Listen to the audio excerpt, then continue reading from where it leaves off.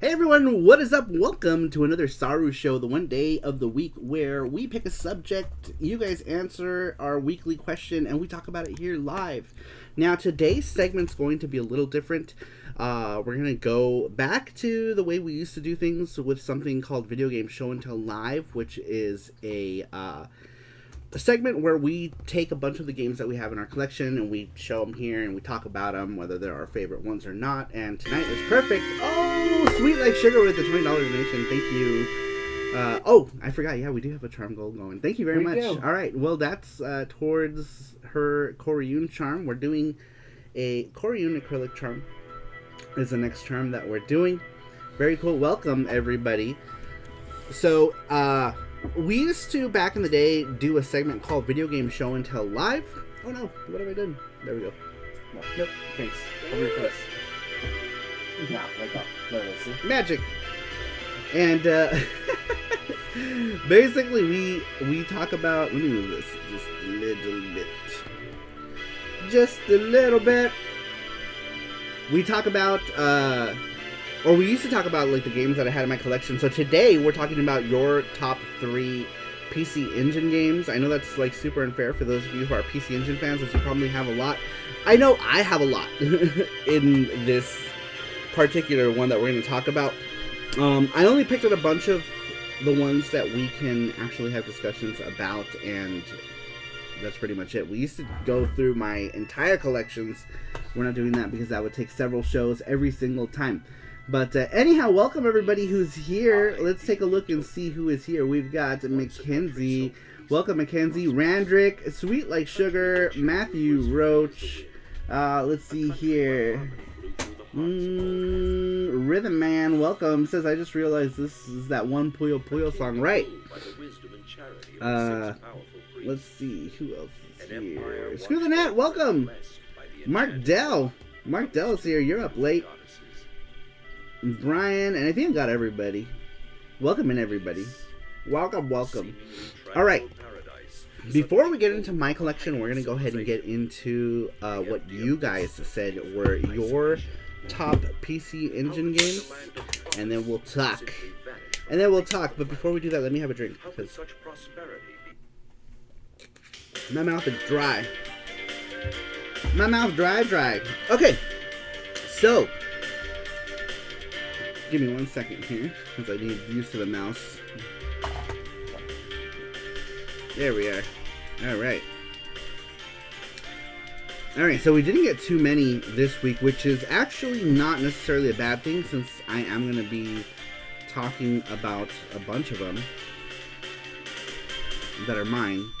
So if we can quickly go through the weekly question, we'll go ahead and go through my games. Gizmo, welcome! How you doing? How you doing, Gizmo? How you be? Let me move this more. That way. Oh no, I'm making it worse, aren't I? There we are. Okay. Oh yeah, I'm dumb. Right, with the best intro music. The best ever! Roger asks, how are you doing, Sarah and Jesse? I hope everyone in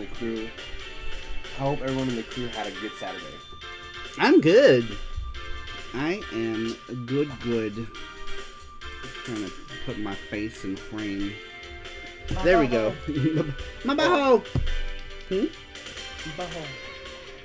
Alright, so last week we asked you guys, what are your top 3 favorite PC Engine or Turbo Grafx 16 games and why? The very first one comes to us from Corbin in Japan. Corbin says, I only have one PC Engine game. It's the Space Invaders New Edition. Super fun. I never even heard of the TG16 when I was a kid. I guess it wasn't really an East Coast thing. Much love to the PC Engine though, says Corbin. Very cool. That's right, there was a Space Invaders. What was the PC Engine one called? Was it called, I don't even remember. I think it was just called Space Invaders. Simply put. Gordo's, welcome! Welcome, Gordo! Matthew says, great completion of Sylphia last night, by the way, Saru. Thank you, and thank you for being there for that. That was a lot of fun.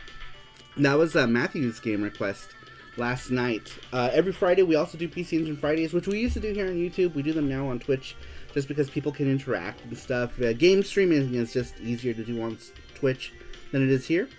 So for those of you who are new or watching this later on, you can check us out on Twitch every Friday, and we play PC Engine stuff, if you're a PC Engine fan. Also, if you've checked out the thumbnail, that's the splash page artwork for PC Engine fans. So if you guys are looking for a forum to check out, definitely check out PCEngineFans.com.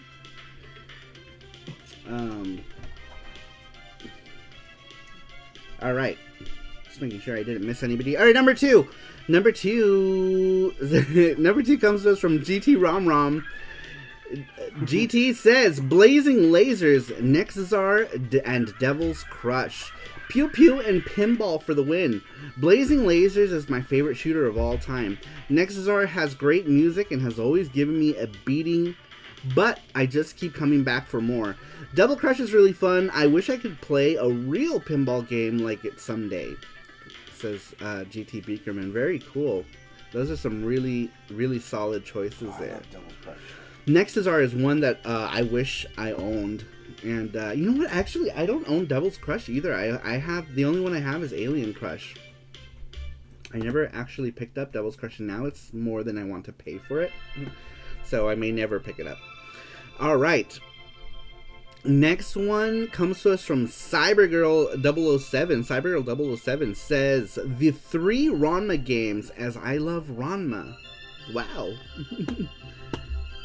All right, very cool. I also love the Ranma games. We'll talk about those when I get to, at the very end, we'll talk about mine. My faves. All right, my butthole. Sorry.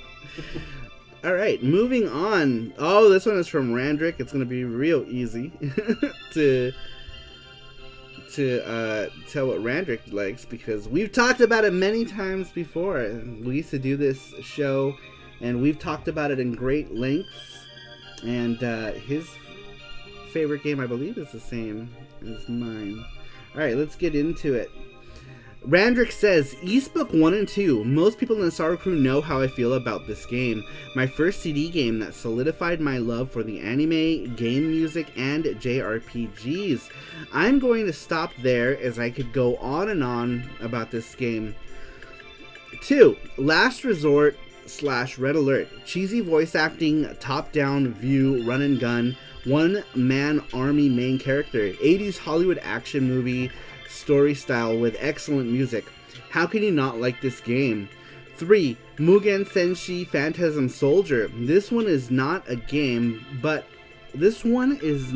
played as a kid, but as a fan of the Valis series, I played much later on in emulators and was blown away by how much better the controls were and the gameplay, says Randrick.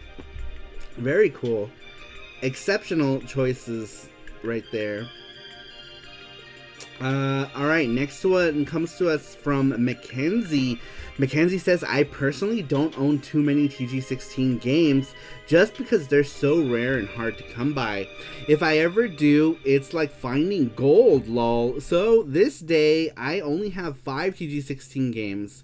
Keith Courage, Alien Crush, Space Harrier, Victory Run, and TV Sports Hockey. I guess my 3 favorites so far are Alien Crush and Victory Run and TV Sports Hockey.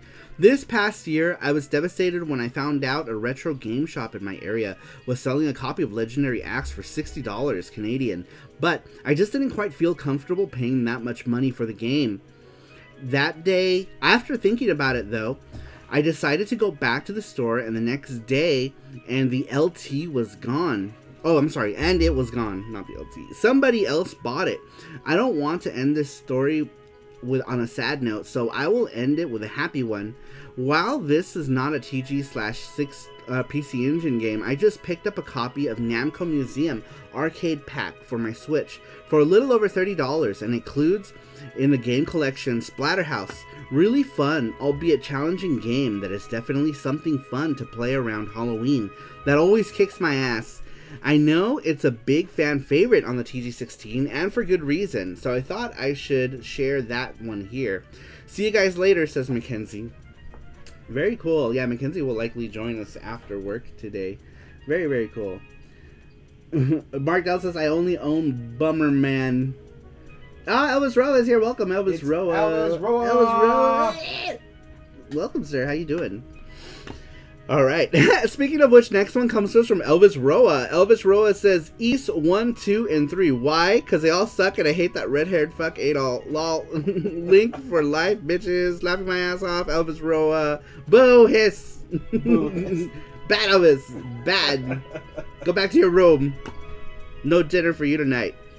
All right. Next one comes to us from JT says, I honestly didn't grow up with any PC Engine, so I didn't get the chance to experience many games on the console, but I remember once of my siblings had a TG16 when I was a kid. We played Bonks, and I remember enjoying this game a lot, so because of nostalgia, my first pick goes to Bonk. Now I gotta give a huge thanks to the Saru crew. Oh, I'm sorry, to Sarumaru. This dude rocks. Because of him, I've discovered many PC Engine shooters, and the launch of the PC Engine Mini, which I bought. Eastbook 1 and 2 was the first game I played. I couldn't believe what I was hearing. The soundtrack was phenomenal. Nothing I heard before. And that game had a good story to boot. I loved it. So, Eastbook 1 and 2 for my second spot. And last but not least, Soldier Blade. Yes, my favorite shooter on the PC Engine. Great soundtrack. Gameplay is fun and not too difficult for beginners like me. It's just a perfect shooter. Probably my favorite. So there you go. These are my top 3, says JT. Very cool. All very solid choices. Very, very cool. I like that story that we introduced them to the PC Engine. I feel like we have this little cult here, right? That if you're not familiar with the PC Engine, you'll become familiar with it really quick. Which I thought would be appropriate to bring back VGST in this style with the PC Engine coming in first. And much like how we did it before, we're doing Super Famicom next. So Super Famicom is next week's question. That's Super Famicom and Super Nintendo, by the way. I don't know if that's in the question, but it's both. Your favorite Super NES / Super Famicom, as I'm going to be talking about my Super Famicom games that I have in my collection. That's going to be the very next one. Here. Alright, here. That's a bummer, man. Bummer, man. You guys are silly. Y'all silly. Alright, next one. Let's see here. Oh, were you doing... You fixed it? Yeah, I fixed it. Oh, okay. Was it just Super Famicom, or...? Yeah, but I fixed it. No one. Alright, so next week's question is up at the top. Like I said, we're doing Super Famicom and PC Engine, so... I'm sorry. Super Famicom, Super Nintendo is what I meant. SNES, Super Famicom, make sure you guys answer that question. I'm sure a lot of you will probably get way more answers about SNES, Super Famicom than PC Engine, because, let's face it, everyone had a Nintendo product. Nintendo! The PC Engine is missing a Turtles game, right? Turtle. Well, now's your chance to talk about Turtles. It's Heavy Waves. Next week's question. Heavy Waves, welcome! How you doing? Welcome in. Oh, I didn't know you still had two. Okay. That's yours. So you gave me your melon. Justin gave me his melon. No. I got melon soda. Courtesy of a panda. I like turtles! Since you like sugar. Alright, let me move. Actually, let's see it. Alright, next one comes to us from Sweet Like Sugar. Sweet Like Sugar says... Where is she? There it is. It's hard to pick a definitive top 3 games with so many good games to choose from. You have everything from shooters and platformers to arcade games and even Murder Bonk. If I had to pick a top 3, it would have to be Eastbook 1 and 2, Koryun, and Devil's Crush. Maybe these are not the best or most popular or most complex games on the system, but they are the games that I keep going back to and playing, mainly because I have so much fun with them, says Sweet Like Sugar. Very cool. Very cool. I'm glad somebody brought up Koryun. Speaking of turtles, who plays Shredder's Revenge? I don't even want to think about it. I know, Jesse wants to play it too. We haven't, we don't have it because I'm trying not to double dip anymore because, like, I don't have, like, a regular source of income, so we're trying not to buy, like, games frivolously, so we're waiting for the physical release, whichever one comes out first. I think we're pre-ordering the Japanese one because it comes with a CD. So we were going to get it on Stefano Bruni's shop, but I think we're just going to get it on Amazon.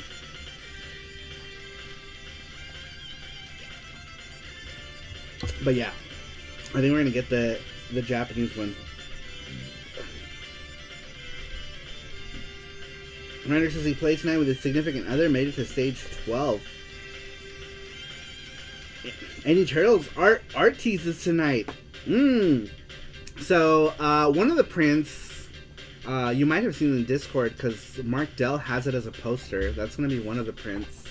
The other one you've seen in the form of the chibi charms. That's also going to be a print, which is actually originally based on that first more realistic image of the turtles.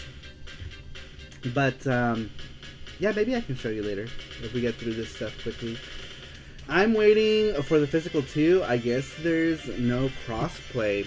Really? Or the crossplay is broken, right? Is that what's going on? Is crossplay is broken on it?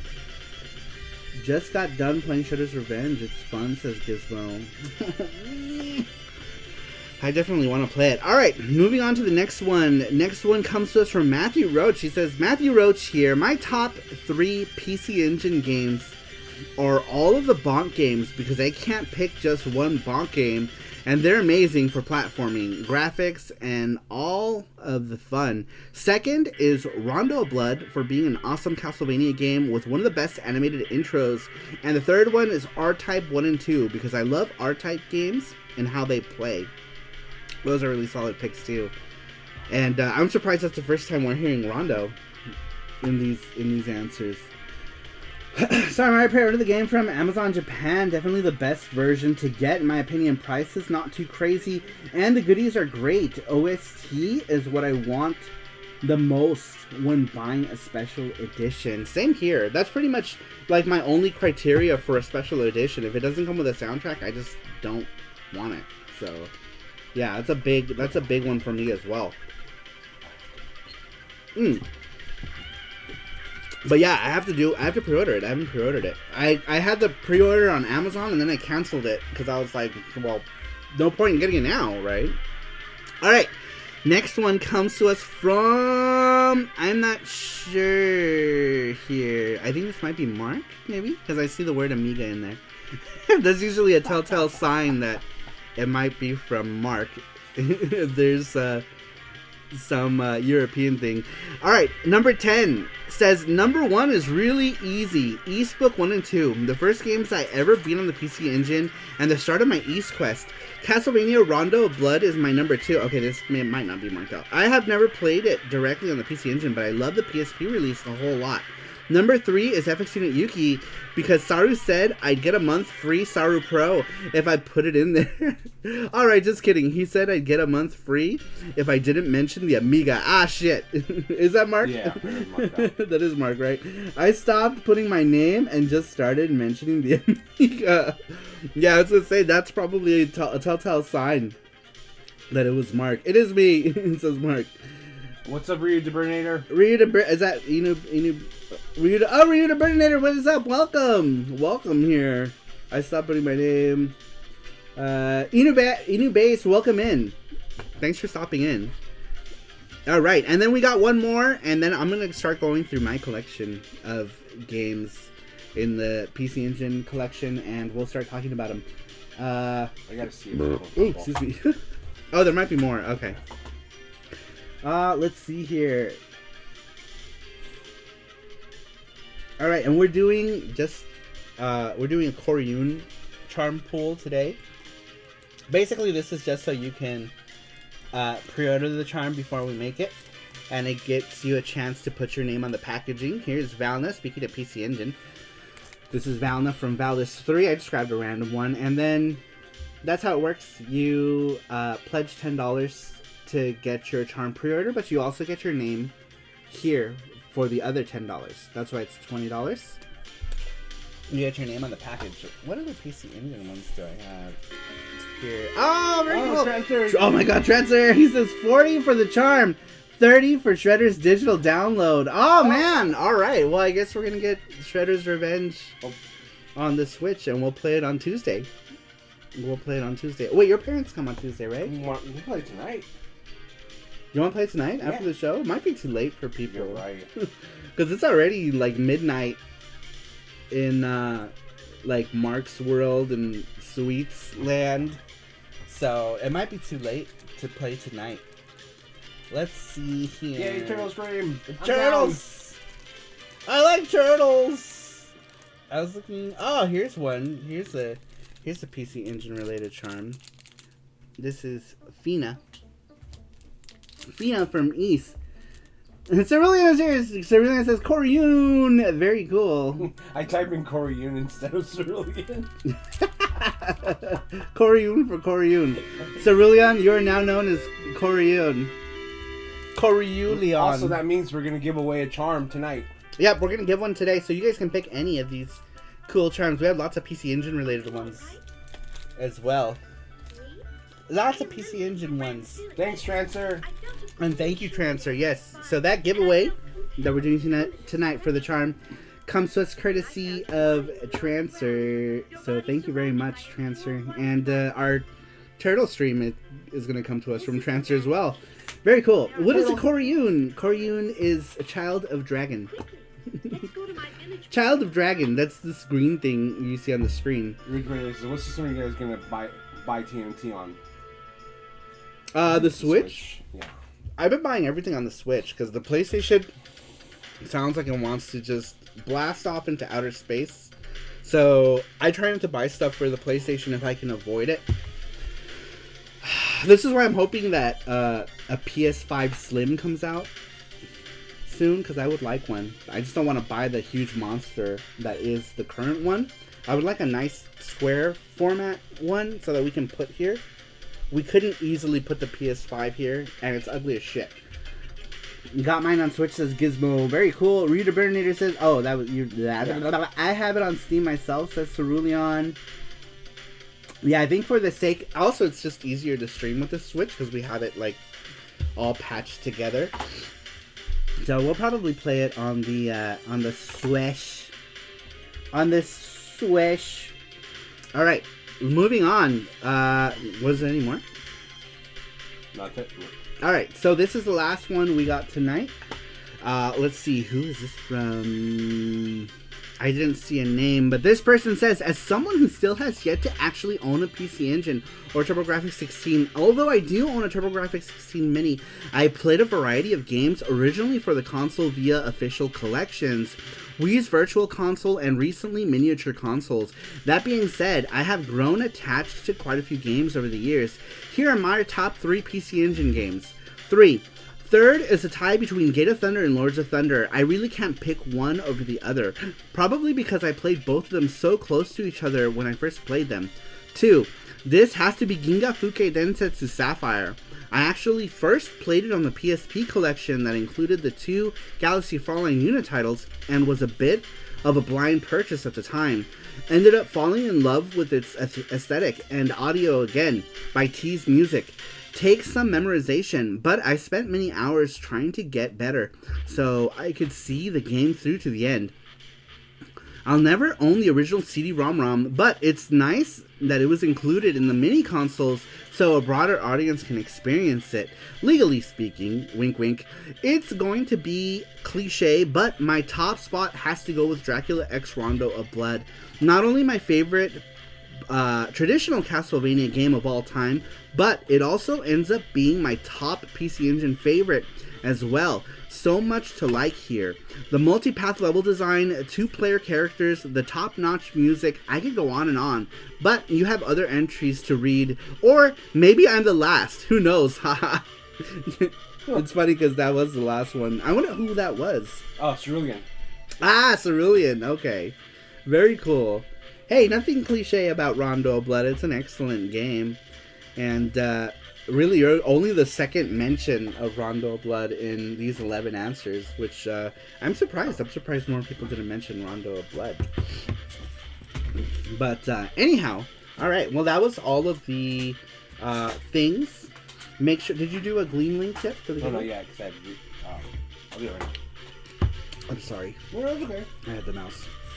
All right. Well, you do that. In the meantime, I'm going to go ahead and get into my favorite PC Engine games. Alright, so I wanted to start in order and go with like HuCard and blah blah blah. And I think I will do that. Funnily enough, I don't have a copy of Keith Courage anymore. I don't know where my copy went. But I should have scored another. They were like super cheap back in the day. I just never really thought about it. I don't know where my copy of Keith Courage went. So we will start off with a HuCard that is still in my collection, which is kind of rare because I don't have too many HuCards from back in the day that are still in my collection, but one of them is Parasol Stars. This one I do not own on the PC Engine. The PC Engine version of this game goes for so much money that I'm just happy having a version of it.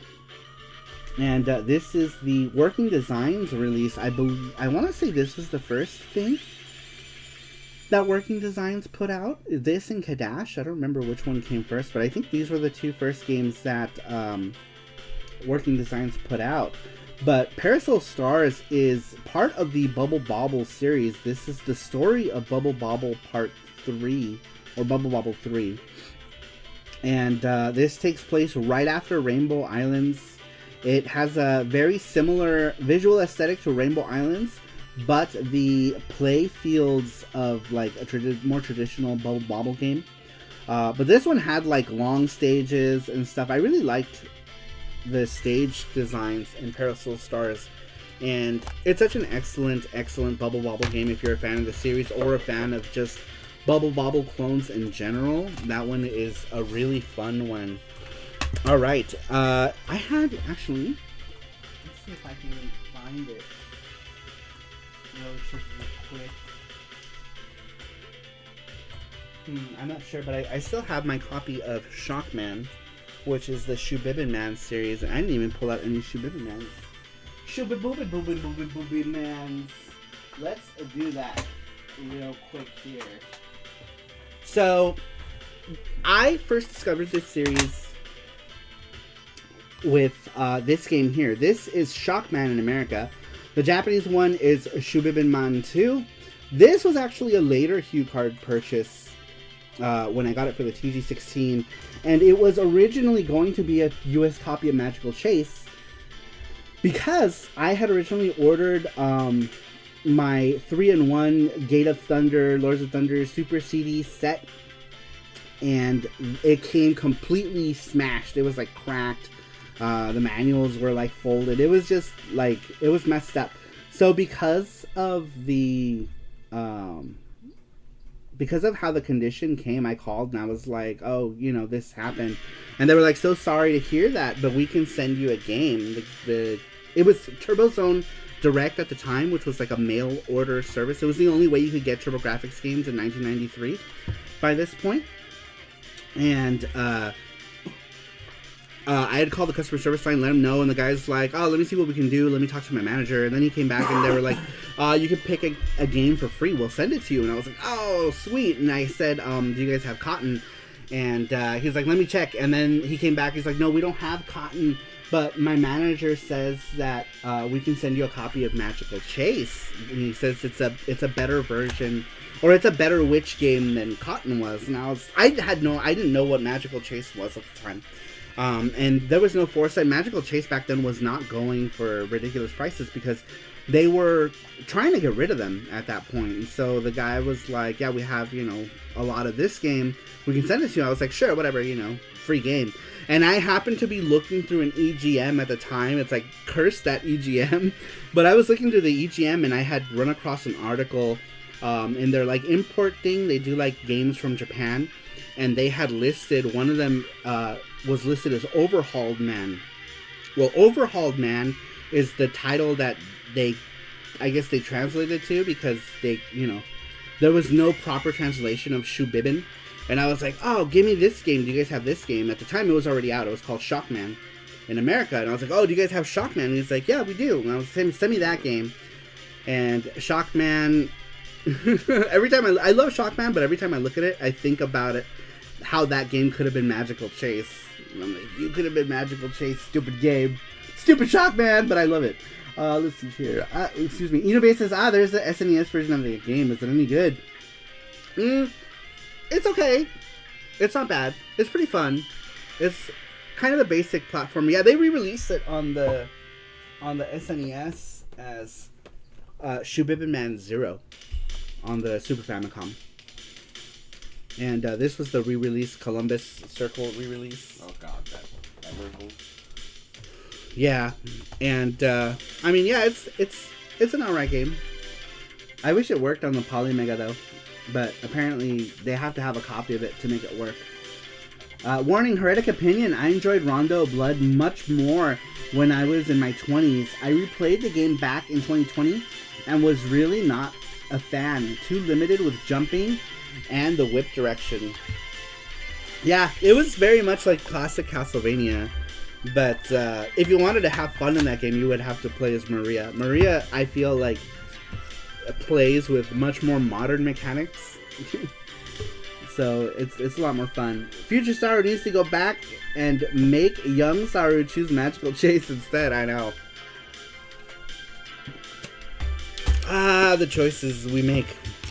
No one's, like, how was I supposed to know it's going to be like $10,000 later on, Nobody knows. But here's Shubither Man 1. I feel like you would have sold it when it reached like I would have sold it. Yeah, I would have sold it because when Rondo of Blood went up to 80, I sold it. Because I had only paid $40 for it back in the day, and I was like, oh man, this game is double the price, fuck yeah, and I sold it on eBay.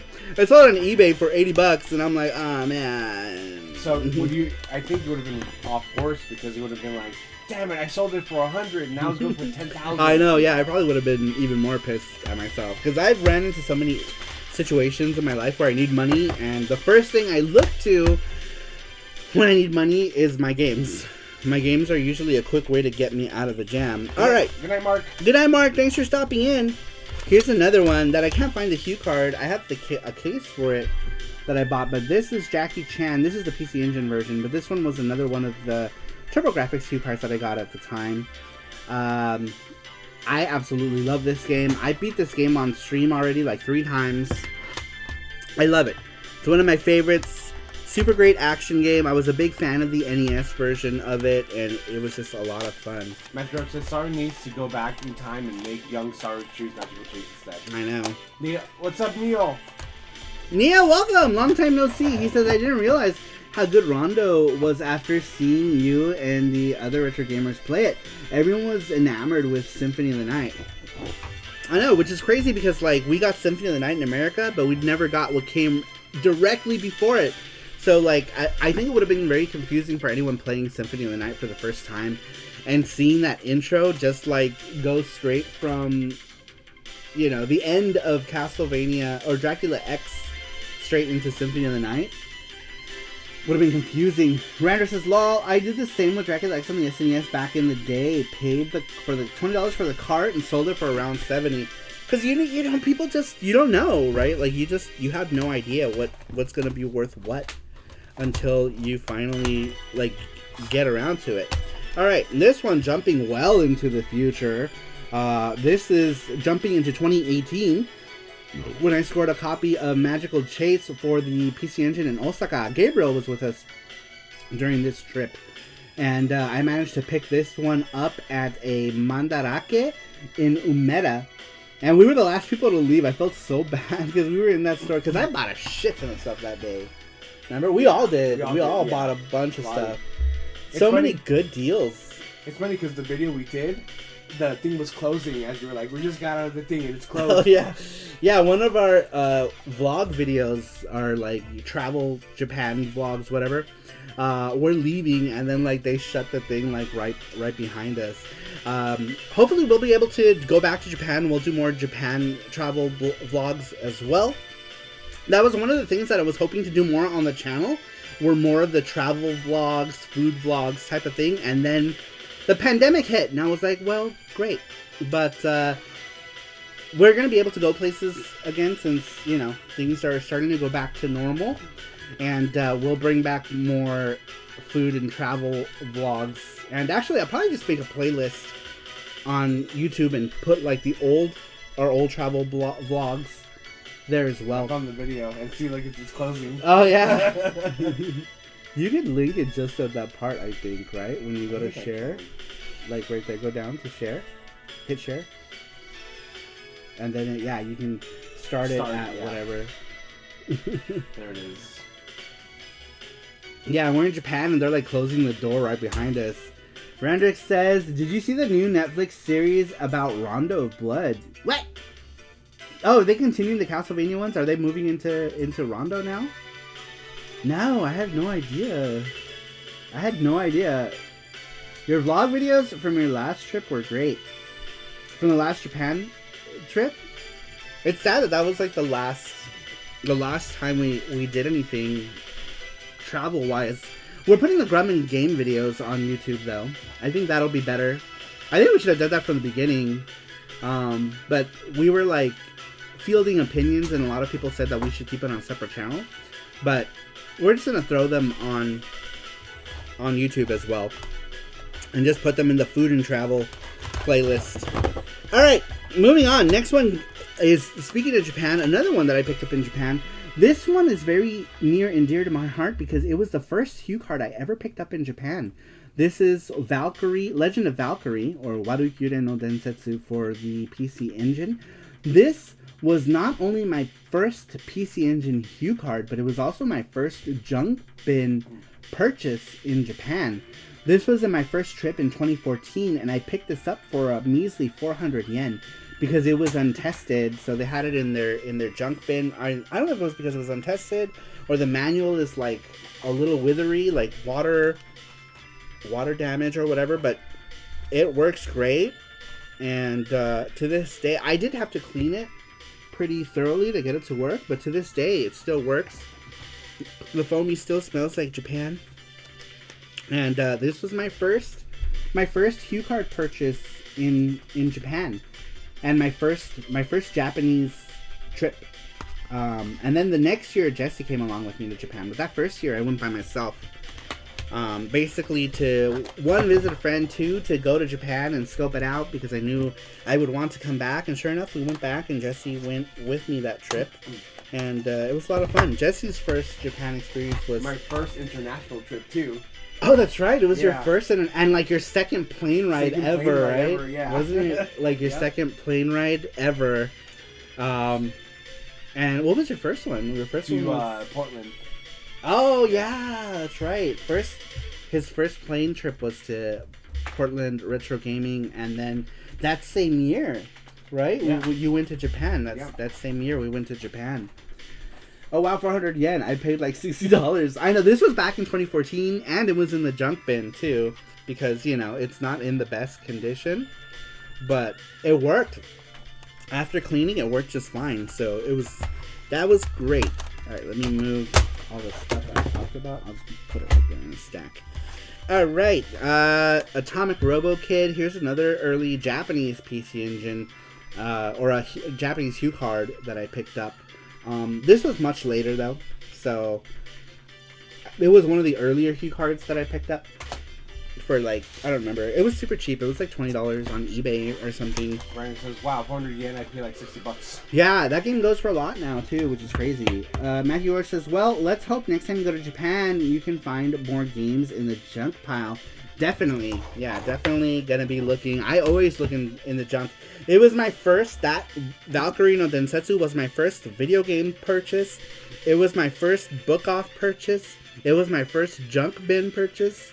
It broke all the cherries with that Valkyrie in 2014. Alright, next one, I'm going to talk about this one here. This one is Bomberman 94. Jesse actually picked this copy up for me, but I was such a huge fan of Bomberman 94, specifically because of the PC Engine Hyper Catalogs. And we'll get into that. I'm going in order, so I'm going to go with regular CD-ROM after we talk about HuCards. And we'll talk more about that, because we're going to get to the Hyper Catalogs in a minute, and that's where I played the most of Bomberman 94 was in that collection. Yes, the one where you did a live with... Oh, your vlog videos from your last trip. Gotcha. Wow, 400... let's see. Well, alright. I'm caught up. I am caught up. Oh, this goes right here. Alright, last HuCard I have in the pile. Just because I would be talking forever. There's more HuCards, but... this show's going to go on way too long if we go through all of them.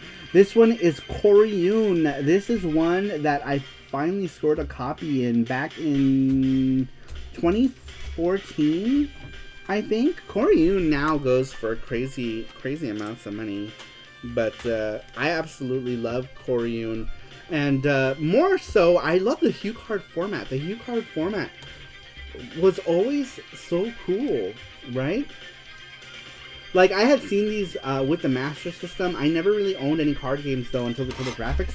when I was a kid, I had a Master System 2, and the Master System 2 didn't have a card slot. So these were my first card games ever, were HuCards. And what a great format. That Master System did first, PC Engine just did better. I wonder how much Koryun goes for now. Koryun probably goes for a lot. But yeah, it's Koryun. Koryun is the charm also on this screen, which you can pre-order yourself. But you don't have to pre-order it. You can just wait till we put it on sarumaru.com, and then you could just buy it at your own accord once we put it out. This is just for the pre-order, and then the leftovers go to my website. The leftovers after the Saru crew has gotten theirs go to the website. Looks like about $600 still, which is yeah, about $600. Yep. Yeah, it's been steady at about 600 for a while now, which is insane. I thought, you know what's so funny too, because I bought Koryun back in the day, and I paid like, I don't remember, like 150 or like almost 200 for it, and I was like, oh my god, this is so expensive. And it's like, but I want it so bad. I really wanted it. I've always wanted it. And I was like, fuck it. Fuck it. I pulled the trigger, and I did. I pulled the trigger. And it was just a card, too. Yeah, it was just a HuCard. Actually, this manual... Oh, no, I dropped my lid for the for my thing. Yeah, I got it. There we go. Okay. Sorry. I picked up... It was HuCard only, and then fellow Turbo Grafx PC Engine community member named Syphic from the forums, when he came, he was like, oh, I have a manual for Koryun, and he's like, you can have it. I was like, what? He's like, I have like 20 Koryun. He has like 3 magical chases, right? 2. He has 2 magical chases. I think one was sealed too. One of them sealed, and I think he keeps it in a safe. I'm pretty sure. I think he keeps it in the safe. But yeah. Yeah, it's crazy. It was like $100 and something. After shipping, it was probably closer to 200, maybe like 180 or something like that. For the card only, and I was like, oh my god, this is so much. Or maybe less. It was probably less. I don't remember. It was for sure more than 150, but under 200. So, and then my buddy Syphic gave me that manual. Alright, and that was it for the HuCards. Now we're jumping on to the CD-ROM format. And the whole reason I got into the PC Engine, this is also a very similar story to Randrix, because Randrix also has a very large affinity for this game here. And this is East Book 1 and 2 for the PC Engine. This was my first CD-ROM game, and the reason I even bought into the whole TurboGrafx 16 PC Engine universe to begin with. And it started in 1991 with me when I bought my TurboGrafx for $69.99 used at Game Dude in Hollywood. And it came with Keith Courage, and I bought Vigilante with it. It wasn't until 1992 that I would get the CD-ROM unit from a place called Japan Video Games. And this was my first CD game, and the main reason why I bought into it. Because in 1991, I had walked in to a store called Pony Toy Go Round in Little Tokyo, and they used to have, if anyone, I don't know, no one's probably old enough and living in Los Angeles, but if anyone watches this later and sees that, you can drop it in the comments or something. Little Tokyo, on the second floor, had a store called Pony Toy Go Round. At the time, they had 2 locations.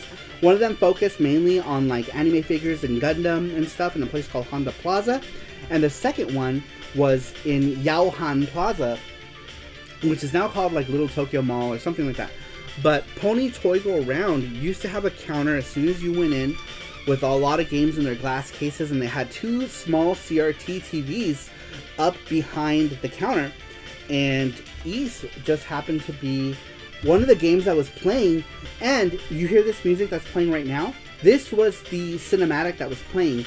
This is the cinematic sequence from East 1 to East 2 with Adol shooting up into the sky to the land of East.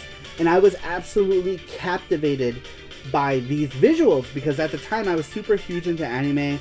I mean, I still like anime, but at that time especially, right, 1991, you know, I loved anime. I was huge into Bubblegum Crisis at the time. That whole art style this cinematic was playing, and I hadn't even heard what the sound sounded like, because they always played music footages, but they didn't play them with any volume because it was a store, and then they never played them with any music. So I had no idea what I was in store for when I bought this in 1992.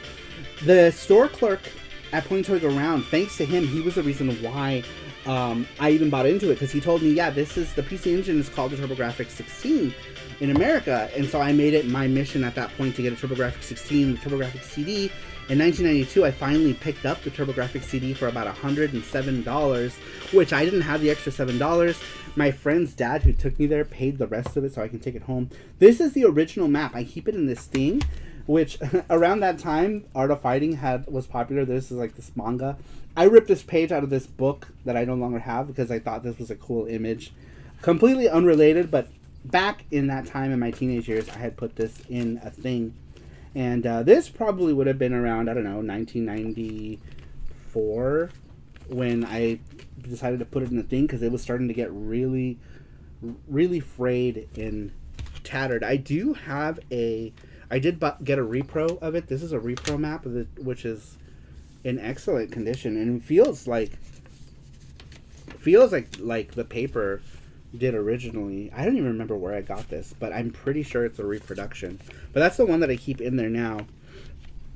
And I grabbed this one. I don't remember where, but it was like in 2000, like early 2000 something. Do you want to play something? And this was my original map for it. Any guesses as to what I paid for my copy of East back in the day? Any guesses? 100? It's like $11. Holy.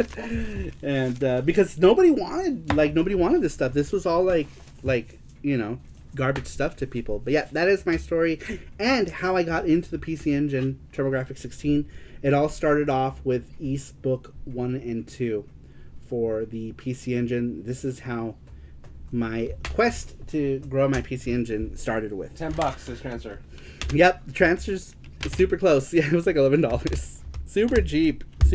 And I loved also buying for the PC Engine around that time was such an awesome thing, because by then people didn't want TurboGrafx 16. 1992 was the year when it was going out the door. Turbo Duals were coming out for like $250 with all kinds of shit, because the TurboGrafx was failing super hard. But at that time, I got super into it, so everything was super cheap at the time. So I remember I picked up my copy of Vigilante was I don't remember, $7 or $8 or $9 complete. Valis 3 was $13, and I'll get into the story of Valis 3 later. Monster Lair was $10. This was $10 back in the day. Buster Bros I think was $13, $14. Most games were no more than $15 at the time. Super cheap. And I have no idea what US Monster Lair goes for now. Japanese cover is much better though than the US cover, and that's a whole thing as well. But jumping on to my next CD-ROM game, which I'll have to show you the Japanese version because I didn't have time to look for my US copy. But this was I believe my second game for the TurboGrafx. It was either this or it was Valis. It might have been Valis 3, but I think Valis 3 was my third game, my third CD game. I want to say that this one was my second. My original one, my sister used to do these weird creepy things. She was 1 year old at the time, and she used to take marker and scratch out all their eyes in characters. I'm so I think there's some sort of psychological problem with my sister. Hopefully she's not watching. But yeah, my sister used to do that. She'd rip the labels off of my cartridges. It was crazy, but she was a baby. Now her kids, it's total karma, because my sister has 2 kids now. They've destroyed TVs and stuff, and it's oh, that might be a bit too much though. She only all the stuff she destroyed, it was only worth back then. To me, it was the world back then though. But It still kind of is my world, but yeah, now her kids are doing what she did when she was a baby. Mackenzie, what is up? I was just saying that you were probably at work when I read your answer. Scruffy Looking RGB, welcome in everyone. You guys should check out Scruffy Looking RGB. Super cool channel on YouTube. He goes to all the Japans because he is Japan and donuts. He is all of Japan right now. But he goes to like a lot of stores in Japan. Definitely check. You guys know. Everyone here is all regular crew anyway. Y'all know who Scruffy is. But if you don't know who Scruffy RGB is, definitely check him out. Cool channel. Alright, we're doing a charm giveaway courtesy of Transfer. Transfer always donates towards the charm cause. I don't know why I'm pointing down. The links, they're in your chat. Where's your chat? Is it this way? It's this way, right? For most people? I want to say it's somewhere there. There's the link. Go ahead and click on it. Matthew, thank you so much. That is, I assume it's Scruffy Looking. Yes, Scruffy Looking, his channel. He says, I am Japan and donuts. Donuts? He is Japan and donuts. The most mochi variety of donuts. Alright, but there is Scruffy Looking RGB's channel. Definitely check him out. He goes to all the stores. If you guys like looking at PC Engine shit, he looks at all that stuff. All Japanese games, right? But I specifically always tuned in when he's looking at PC Engine stuff just because I want to see mainly like what prices are for stuff too in Japan too. Like it kind of gives me an idea of what to look forward to when I do finally get back to Japan in terms of pricing. My answer was pretty bad, huh? Says Mackenzie. No, your answer was great. Your answer was great. Alright, moving on to the next CD-ROM game. Pretty sure this one was the third ever. Look at this case too. I have not replaced this case on this one. It is a tattered up. Valis 3, we've got Peggy Bundy on the cover of Valis 3 looking very sexy in her cone boob armor. This one, very specifically, I remember asking my biological mom to take me to Game Dude, and she didn't want, she like threw this, like she did not want to take me, and it turned into this whole thing, but then finally she did take me. And the only thing I picked up on that trip was a copy of Valis 3. And this one was $13. I picked up Valis 3 for $13. This very same copy of Valis 3. And on the way back, the transmission in the car exploded. And the car exploded on the freeway. I remember, like, we were driving back and we were in Universal City at the time. Because I remember we had to, like, off-ramp in Universal City. And like liquid just started shooting out of the car and it was all crazy. And I remember being such a selfish child that the only thing I could think about was going home to play Valis 3. That was like my main thought. Like I wasn't even thinking. And my mom was like cussing me out. Like it was this whole thing. She's like, it's all your fault, blah blah blah. And we haven't got to get your stupid game. And like it turned this whole thing. And I was like, I didn't even care. She was just like blah blah blah blah blah blah blah. Because in my mind I was like, oh, Valis 3, and like that was like my only concern at the time. I remember looking at the pictures here and I was like, oh my god, this is gonna be like animes. And it didn't disappoint. Even with the horrible dubbing, it was the most amazing thing back then, you know, because games were talking and music was amazing. Alright, but yeah, that was my third ever CD-ROM game.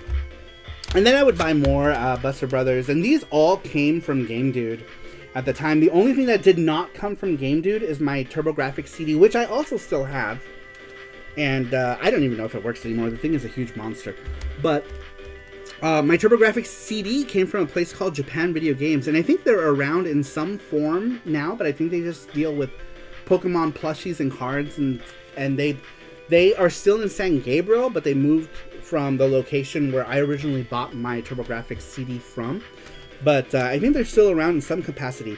But almost all of my US Turbo Grafx stuff came from from Game Dude in Hollywood. Like, it wouldn't have to happen on the next place she went besides the game store. I know! What a bitch for blaming you. That was par for the course with my biological mother. That was just a thing that happened. She always blamed me for stuff. At this point, though, I was like already 12 years old at the time. I was at that age where she could say whatever and I just didn't give a shit. I remember when I was little, though, it used to really affect me. Like like the verbal abuse was like really, really bad. And it used to really affect me. But then like in my teenage years, I just stopped like really giving a shit at that point. Because like I had friends and a whole like support system with friends locally that it just didn't matter. But another thing, speaking of really horrible cover arts, look at the Valis suit cover art. Like, what the fuck is going on here? Like, what is even happening in this? Who is this even? I don't even know who this is supposed to be in the thing, and why Yuko has red hair here. I don't even know. But look at these these covers, and then take a look at the Japanese covers. Epic. Right? Like night and day.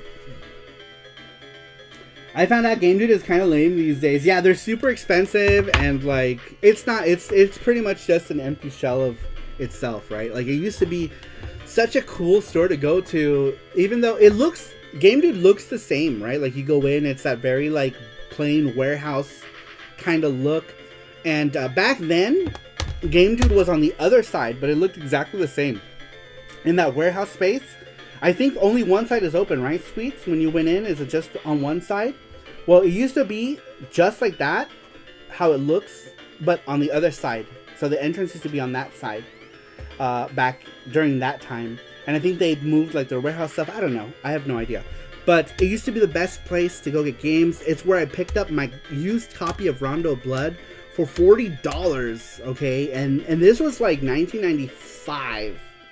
That I picked it up. And I remember I used to go in, one of the girls who, she used to see me all the time, and she's like, I've got something in the back that that just came in that I need to show you. And because I was looking at the Turbo Grafx stuff at the time, and they didn't have at the time too many imports. That was and I guess like they wanted to just make a quick sale on it because it was an import game. And I'm guessing that they thought that people weren't going to buy it. Or I don't know what the thought process was at the time. But I am glad that I am the person that she brought this out to. And she had brought me a copy of Dracula X complete. Well, not complete. Didn't have the OB. It was just the manual game and the case. And she's like, yeah. And I was like, oh, holy shit. Like, I was just like losing my shit. And I was like, how much? And she's like, $40. And it was $40 plus tax. And I took it home that day, and it turned into a whole thing, and it was amazing. And that was my first copy of Rondo back in that time, and yeah, would have been like 1995. And then I ended up selling it for $80 in like 2007. And I was like, man. And then I bought another copy for $80 off of Yahoo Japan. So the copy that I have is actually my second copy of Rondo. And I had picked it up for $80 back when Yahoo Japan was known as just Tenso, and you had to like put in like the link to the auction, and like it was all these like very primitive, right? It's not how it is now. Like I think Tenso is now Bai, where you can like just click on stuff. Everything is integrated. Back then it was not. You had to like put like link. It was very archaic, the way you bought Japanese stuff back in the day. And I picked up my copy of my second copy of Dracula X, which is the copy that I own now, for about 8,000 yen or 7,600 yen, something like that. It's nice when there's a store associate like that. It really makes the whole experience. It really is. I don't know what is it like now. Like, what is the customer service experience like now? I remember the last time I went there, it was not good. Like, the people didn't care that anyone was in there. I forgot what year it was. It was, yeah, because we went, it was like 2015? Yeah, it was like 20, last time we were there, it was like 2015, like 2014, 2015 maybe, and it was not a good experience. See you, Screw the Net, thanks for stopping in, I must leave, be well, Screw the Net. SaruPro for life, Screw the Net, oh, he's still here. SaruPro for life. Alright, moving on, let's see, we're almost done with no, we are. That was all the regular CD-ROMs. Now, I stood there for over 15 minutes without a single person talking to me. Yep, that's how it was when we went. Like, they just don't care. But back then, it was a completely different thing. I remember experienced so many games at that time. I remember when Samurai Showdown first came out for the 3DO. It was like, oh my god, the 3DO is gonna be the next Neo Geo, and like everyone thought like all these Neo Geo games were gonna start coming to to the 3DO. It didn't. Samurai Showdown was the only one, but it was an excellent port. That's one of those things that I remember was the 3DO on display and being so new. So no, I said, and I didn't know there were price sheets. Do you know until I told you, or when you walked in? Because I was like, can you please grab me a thing? I'm so glad that Sweets grabbed me one of those sheets. If you can scan that for me, by the way, that would be amazeballs, because that's part of a video I'm working on, and I'm talking about like my whole like PC Engine experience story. And that's going to be part of my visual aids for it. Because I really wish that I had chronicled anything. But back then, like, we were poor. You know, we didn't have... Like, the best camera that we had was a 110 camera. If you guys remember film, that was the camera that we had, was a 110 film Kodak camera that I was not allowed to use. That I did use one time, and I got fucking scolded so hard for doing so when the pictures were developed, and there were like 3 or 4 photos of video game screens. Oh my god, my mother, my biological mother, she was livid, absolutely livid. When I asked someone about a price, they told me about the sheets. Ah, gotcha. And then you asked, and I double checked up in the front for the TG16 sheet. That's awesome. That's awesome. I'm glad you grabbed one. If you can scan that for me, that would be amazeballs, Sweets. That would be a maz. Alright. Valis is a good segue into the CD-ROM games. We're getting to the Super CD-ROM games now that are in my collection. This one is Mugen Senshi Valis. This is actually a prequel. This is actually the first Valis game on the PC Engine, but it was made after Valis 2 and Valis 3. Valis 1 never came out on the PC Engine until this version, and it came out in Super CD format, and it was amazing. It had a great intro, beautiful cinematics in this game. I wouldn't get this until many years later. I don't know, 2000s sometime. I never got this back in the day because it was pretty much kind of unattainable. And I'll get into the story of that because prices were really expensive for import games back in the day, so I did not buy very many of them. But speaking of the main reason, or the main way I got to play so many PC Engine games growing up in my teens, this would have been around this time. I would have been 13, 14. I was 14 when this one came out, and I only grabbed this one. There are 6 of these, but the reason why I grabbed this one is because this one is the most impactful to me.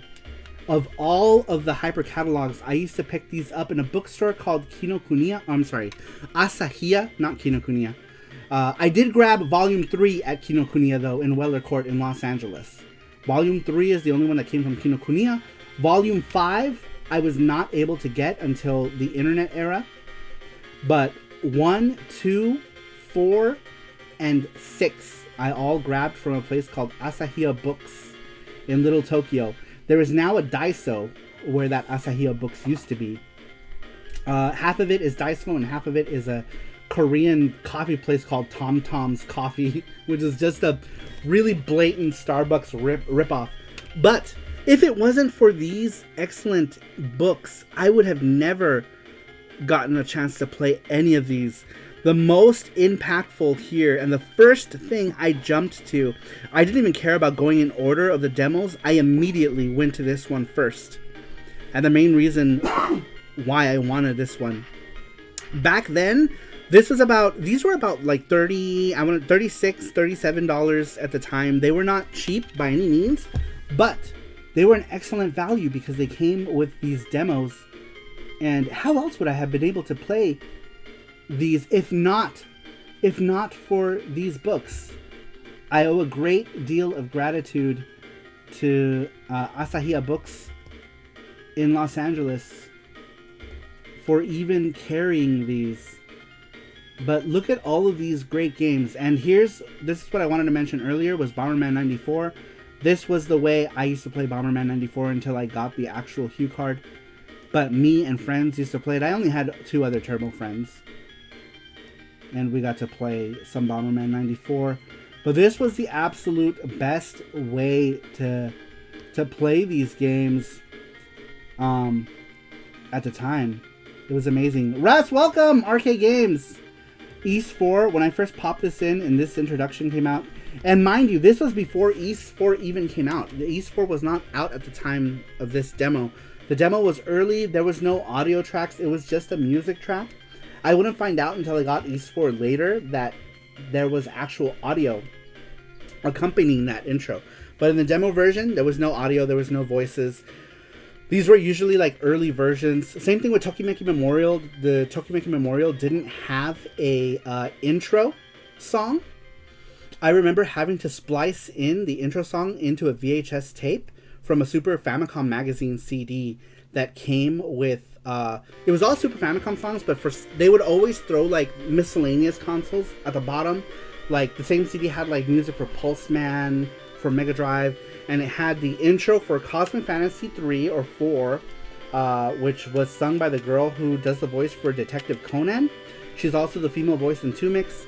The Tokimeki Memorial intro, and Silky Lip, which never actually came out on the PC Engine, but it was listed as that. Yeah, what an English translation, never, says Kenny Lauderdale. Welcome, Kenny Lauderdale. But yes, the PC Engine Hyper Catalogs was an amazing way to be able to play these games back then. Alright, next one. This one is one that I ended up getting slightly later, but my friend got this around at the time. I want to say like 1993 or 1994. My friend picked this up from a mutual buddy of ours who used to sell us pirated Dragon Ball Z and Ranma VHS tapes. He grabbed this copy from him, and I first got to play it at my friend's house. My friend Will had bought this, and he used to buy lots of stuff. Before I could get to it, like, I ended up getting the arcade card and Fatal Fury 2 after he got his, because I was like, oh my god, this is amazing. But yeah, it was really cool. He had picked up that copy of Ranma, and it was a lot of fun. I was super into Ranma at the time, and cartoon boobs was a thing. But let's see here. Speaking of Fatal Fury 2, I wonder if we can get to that one quickly. Where is Winds of Thunder? Another one is Gate of Thunder. I didn't even talk about Gate of Thunder, but Gate of Thunder, Lords of Thunder, those are amazing. Here's this copy. I actually have Winds of Thunder. This one, I bought this from JV some years ago. I bought this copy along with Dungeon Explorer 2. Dungeon Explorer 2, this one, and I bought one other game. I don't remember what other game. I wish he was here. But I picked these up from JV. I had the original Winds of Thunder. It was the guy with the suit. Yeah, that one's Dungeon Explorer 2. Yeah, but I think Dragon Slayer came from him too. My US copy of Dragon Slayer. He bought at Level Up X, remember? Who sold it? Oh, that's Magician Lord. That's Neo Geo CD. Oh, I'm dumb. Neo Geo CD. Alright, next one I want to talk about really quick here. And this is one that I didn't get much later as well. This is Galaxy Deca Gaivan. This one is one of the few beat-em-ups on the PC Engine. The PC Engine does not have a whole lot in the way of beat-em-ups. This is one of them. But the PC Engine really only has like 3 or 4 beat-em-ups, sadly. I wish there were more. This one is a super cool one though. You're like these like detectives who like transform into like these Power Rangers. It's really cool. Really cool game. And I remember making a t-shirt of this very design. And Jin-chan was the first person to buy it from me. Which was cool. Alright, but speaking of PC Engine beat-em-ups, here's another one.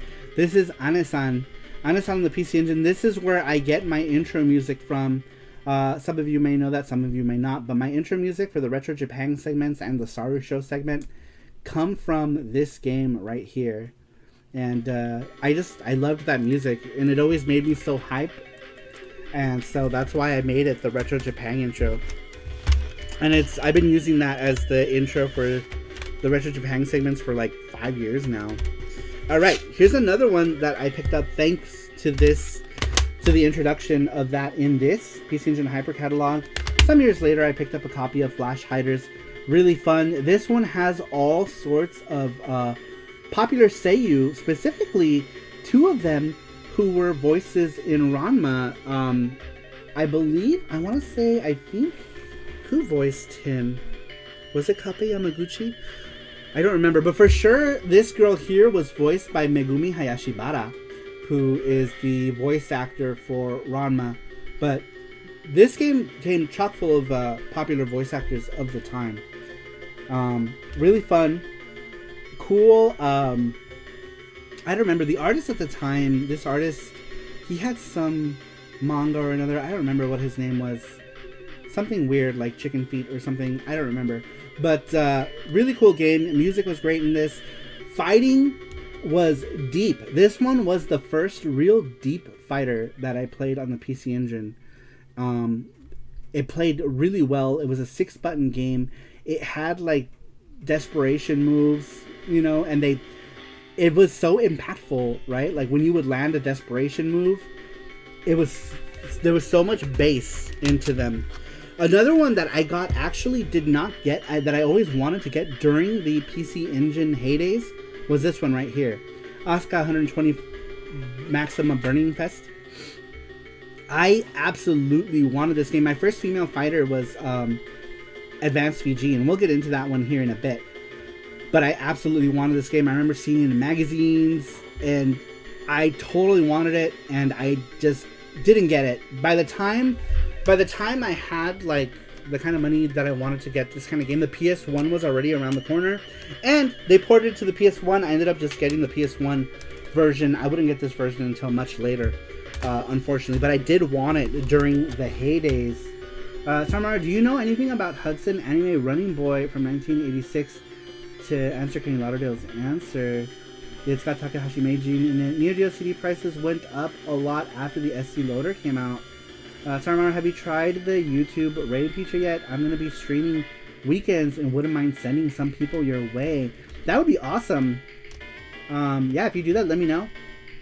Let me know. If you don't forget about a Saru.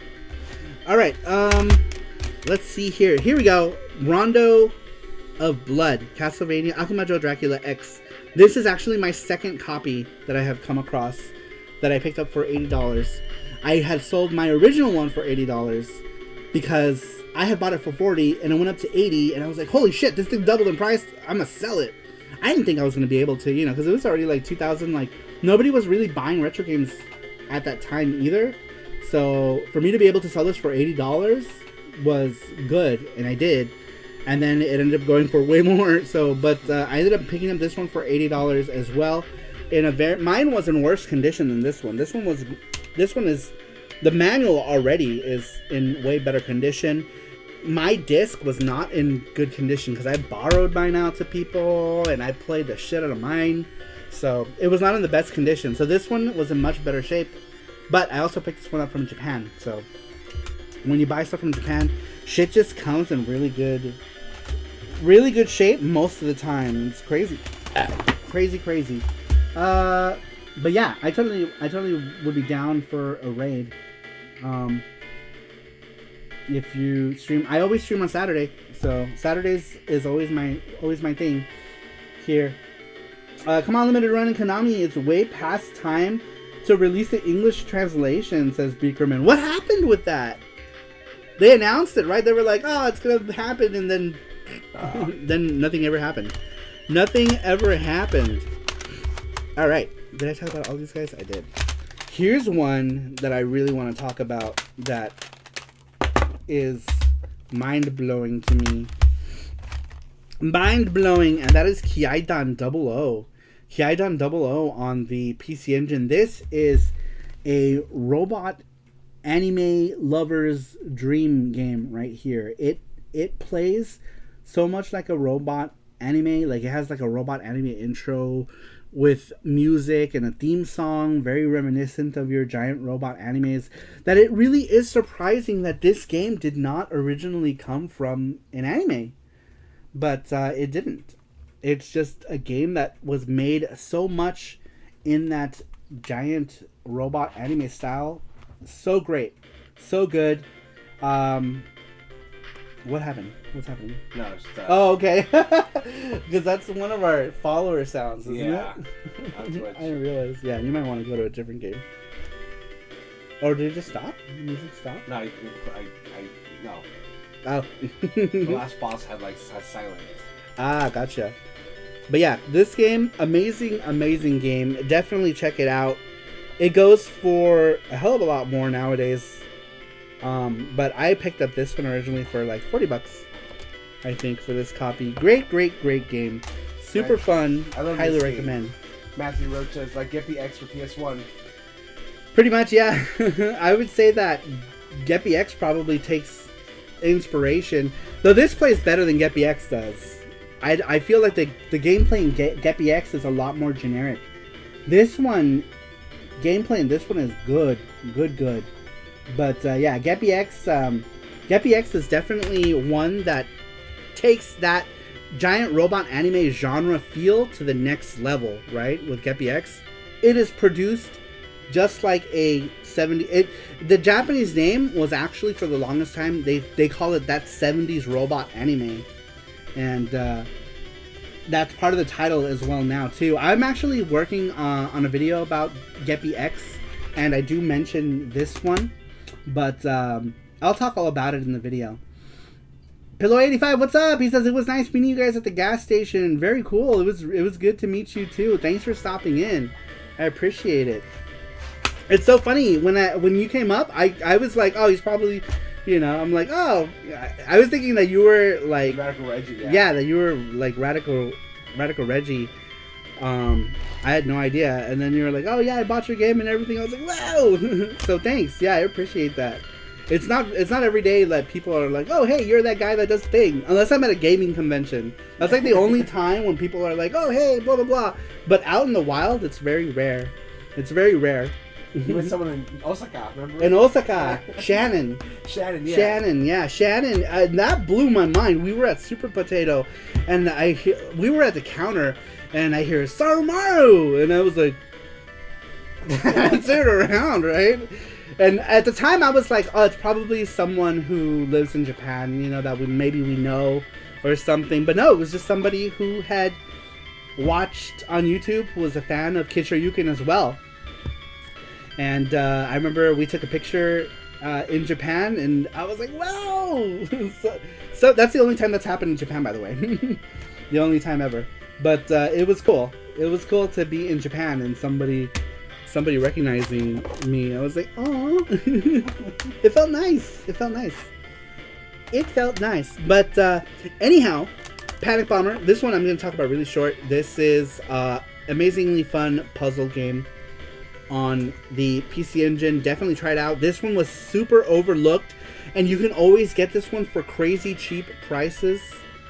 Super fun game. If you enjoy puzzle games, you would enjoy it.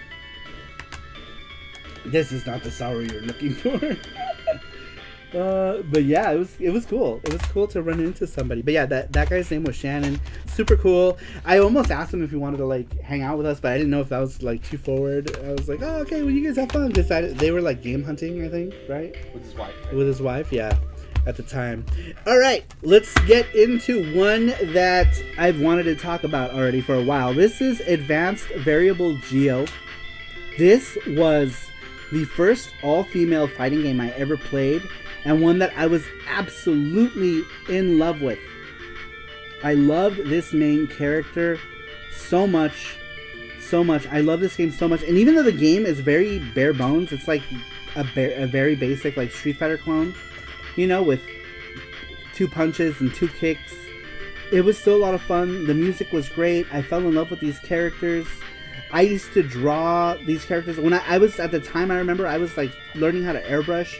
I would have been like 14 years old-ish around this time. And I was learning how to airbrush. These were some of the first things I airbrushed onto a t-shirt, were these girls. And I remember my dad was like, he's like, why are you always drawing these girls, these cartoon girls? Yeah, I was like, because they're pretty. And he's like, they're not pretty, they're not real girls. And then I turned out to be gay. Which is ironic.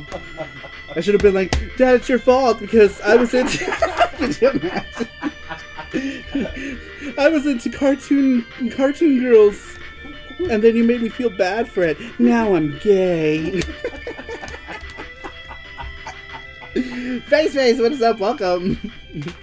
But yeah, I used to draw these girls everywhere. I used to draw them all the time. I was like 14 at the time. Absolutely love this. Had no idea it came from a hentai originally. I wouldn't find out that it was from a hentai until, I don't know, I was 16 maybe, and then I was like, oh shit. I remember my friend Jay, he had bought this book, and I was like, no, what are these girls doing? Manami, put that bottle down! That's what ends the story. It's our sad fault. Are you still playing on the Polymega, and what do you still think of it now? Yes, we play the Polymega every day. It's my go-to console. I was gonna pull it out. You pull the camera. Oh yeah, I'll move the camera. It's always hooked up. We stream with the Polymega almost every stream because it's just easy. But yeah, the Polymega is my go-to stream box, and I have a Mister, but I've only played on the Mister like 3 or 4 times, but I can tell you I've played on the Polymega hundreds and hundreds of times because it's like the lazy man's emulation console for sure, right? It's like the perfect, like, it's the easiest way to just, because I've got a Mister, but I hardly ever play it. Is the Polymega still taking orders? I wonder. I think they are. I don't remember, but yeah, I love the Polymega. It's still my go-to device. There's a lot of wholesome-ish games and anime that came from the nastiest of hentais. I know, like Two Heart and Comic Party. You know, like I love those, but yeah, they were totally hentai. Ando Gamer, yes, anime makes you gay, lol. Anime makes you gay. Welcome, Ando Gamer. What's up? How you doing? They're still taking orders. Says sweet like sugar. Very cool. But yeah, the Polymega's. It's been my go-to for years. How many years now? Like 2.5 years now of Polymega. Long time. Ooh, are you okay? Yeah. Okay. Thank you. Alright, next one we're going to talk about here is this one. This one is my favorite overhead shooter on the PC Engine. It is called SaruPro. And it's a game where you fucking get to use a PC Engine as a ship. Like, how freaking awesome is that? If that wasn't enough, you get to use freaking Bomberman as a ship and Caesar, which they call Pyro Caesar in this one, like Parody Caesar. And from the Star Soldier series of games. Super awesome. Absolutely love this game. One of my faves. Picked this one up real early, real cheap. This game used to go for, I don't know, $30 almost all day, every day. My copy was $30-ish at the time. Absolutely love SaruPro. So much fun. So much fun. My favorite overhead shooter right here. Favorite overhead shooter. April 2020 was when you started showing off Polymega. Sorry, it says Matthew Roach. Yeah, man, that's almost 2.5 years now. It's crazy how fast time goes by, isn't it? Super crazy. Nice effects and sound. Yeah, that game had like scaling and stuff. Super, super, super cool. Super cool, super colorful. I feel like it could have easily been an arcade game. It has that look and feel of an arcade game. So good.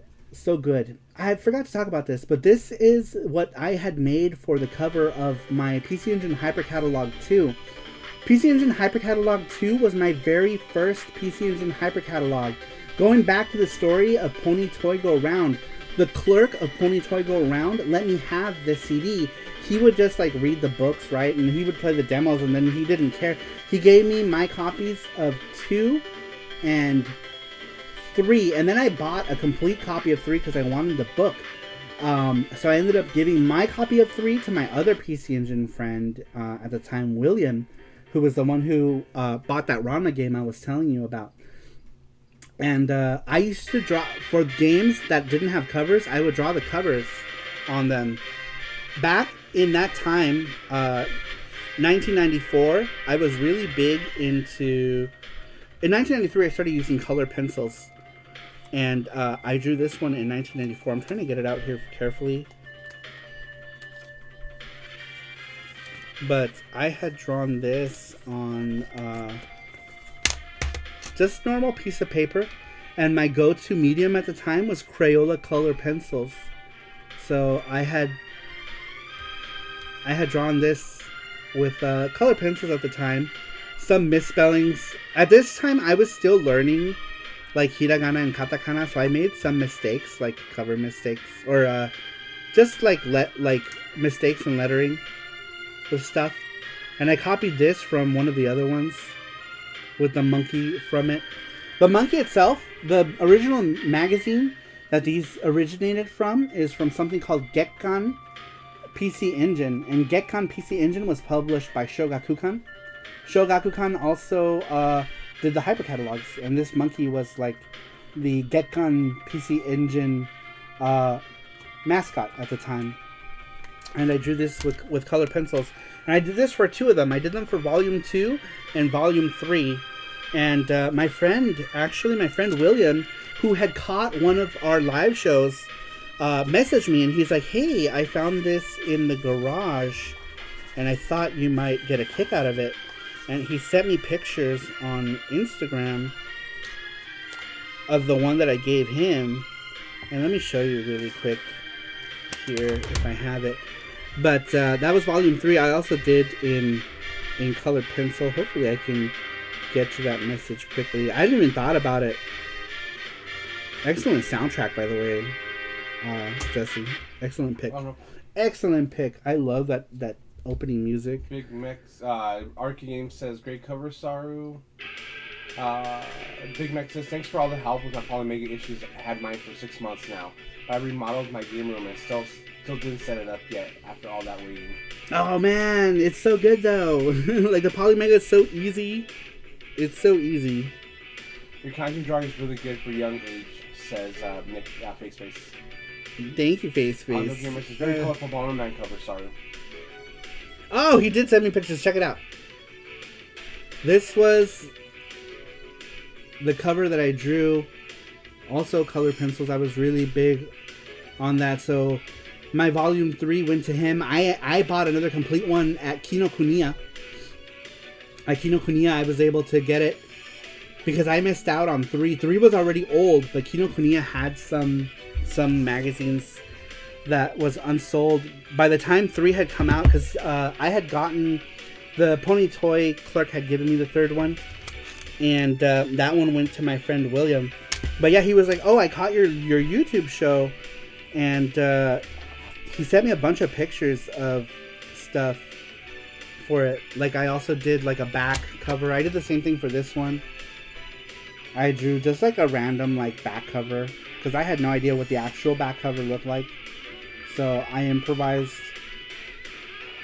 with it, and I did the same thing for the third one, which went to him.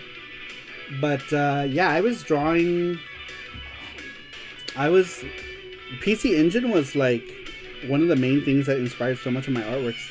The 3-in-1 disc also did not come with a thing. This is from his 3-in-1 disc.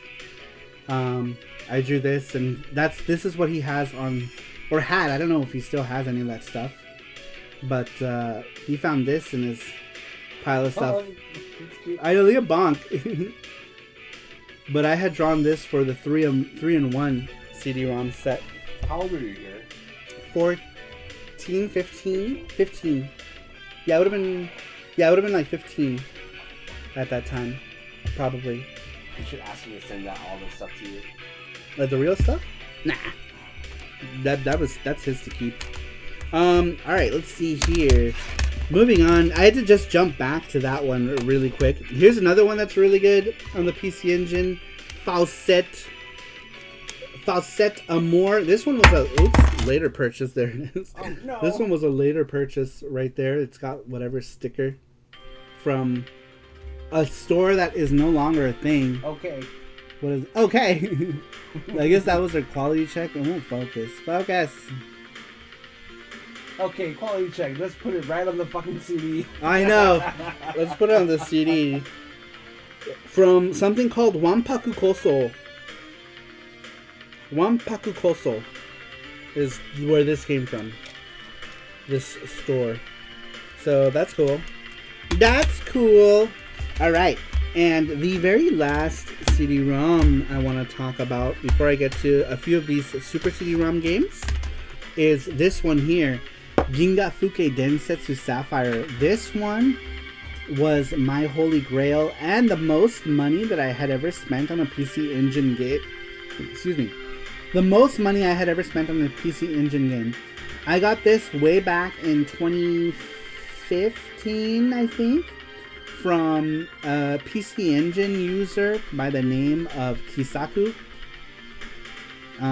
who people jokingly also called the PC Engine Mafia because he's from Italy, and he has a complete. He sold me this, and the only reason he sold me this is because he was going for a complete sealed set, and this one is opened. So he managed to find a sealed one, and so he sold me his copy of it for about $500 at the time, which was the most that I had ever spent on a single game. And then I think the next most expensive game was that stupid golf game for the Neo Geo. I think that was the most expensive one. But I needed to complete the set.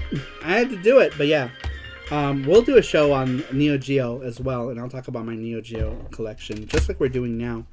But yeah, Sapphire. This was one of my holy grails, for sure. The other one being Magical Chase, and another one, maybe Mado Monogatari. I don't know. I like the Mega Drive version of Mado more than the PC Engine one, which is kind of blasphemous, but. There's a lot of Mega Drive versions that I like more than their PC Engine counterparts. This is an original. 100%. I do have a fake one as well, though. And you can tell the difference. And this was one of the few things... What are you fake set over? Here's the repro. You can there's some glaring differences. I think he remade this better later on, but here's the original. Here's the fake. Original, fake. And I actually bought this from before he was known as PC Engine Works. And before, like, he had tried to pass this off as a real copy. And like he printed like some fake like Hudson letter. It was like this whole really shady thing. But I had picked this up from him along with some other thing. I don't remember what else I grabbed from him. This was before he started doing like extra shady things, like making money off of people's translation works, and now known as PCE Works. So yeah. What's the full title of that one again? Ginga Fuke Densetsu Sapphire. Color of the skin on her face gives it away. That is a fake. Yeah. Even the spines too. Like the obi on the fake one is like this crazy like neon color. Crazy neon colors. But yeah, that's the version I had until 2014. Or 2014. But the full name is Galaxy Space Police Sapphire, or Ginga Fuke Densetsu Sapphire. There it is. Thank you, Matthew. Excellent artwork by Mika Kitaka, who is the artist of the Galaxy Fraulein Yuna series. Oh, my throat is starting to hurt. Can you lower the music just a little bit? Because I'm screaming. That's good. Even a little bit louder. Mm-hmm. But yeah, same artist who did that also did Galaxy Fraulein Yuna was his original work. And then, I guess Red Company in Hudson approached Mika Kitaka about it, and he was like, yeah, I'm down to do it. And so he did. And Yuna is actually thrown in there. She's an Easter egg. She's the dispatch girl.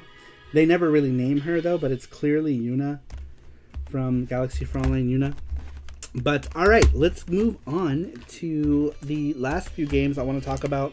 And this is I only grabbed, we would be here all night. I only grabbed like some select titles to talk about, and I didn't even grab everything I wanted to talk about in time.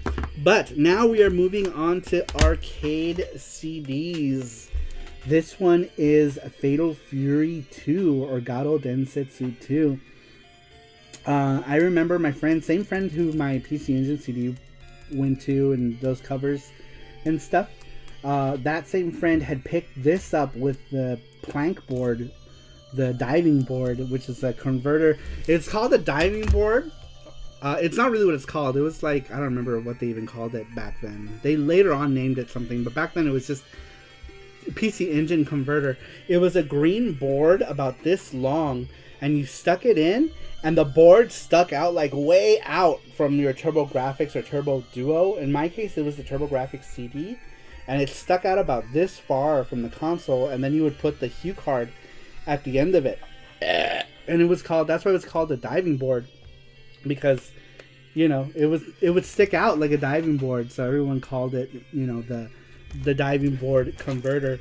But at that time, I had this one, this card right here. This is the Arcade Card Pro, which I need to find. I don't know where mine is, but I had the Arcade Card Pro. My friend had the Arcade Card Duo, because both my other TurboGrafx friends had Duos. I did not. I had the old school TurboGrafx CD, so this was the version I had to get. And talk about finicky as fuck that converter was. If I touched the, and it happened so much too, where I would be playing Fatal Fury 2, right? And the controller cords are so short, super short, right? And I'm playing. If the controller just touched that converter, even just a little bit, everything would turn into squares. Like, it would be crazy. It would be crazy. But yeah, if it was so finicky. But what an amazing experience this was. I would be super pissed when Fatal Fury Special came out because I couldn't afford to get it. I got my diving board and my Fatal Fury 2 from TurboZone Direct, and my Arcade Card Duo. It all came from TurboZone Direct. And, oh, here's the Arcade Card Duo, which this one I picked up later for like $40, but this is not what I originally had back in the day.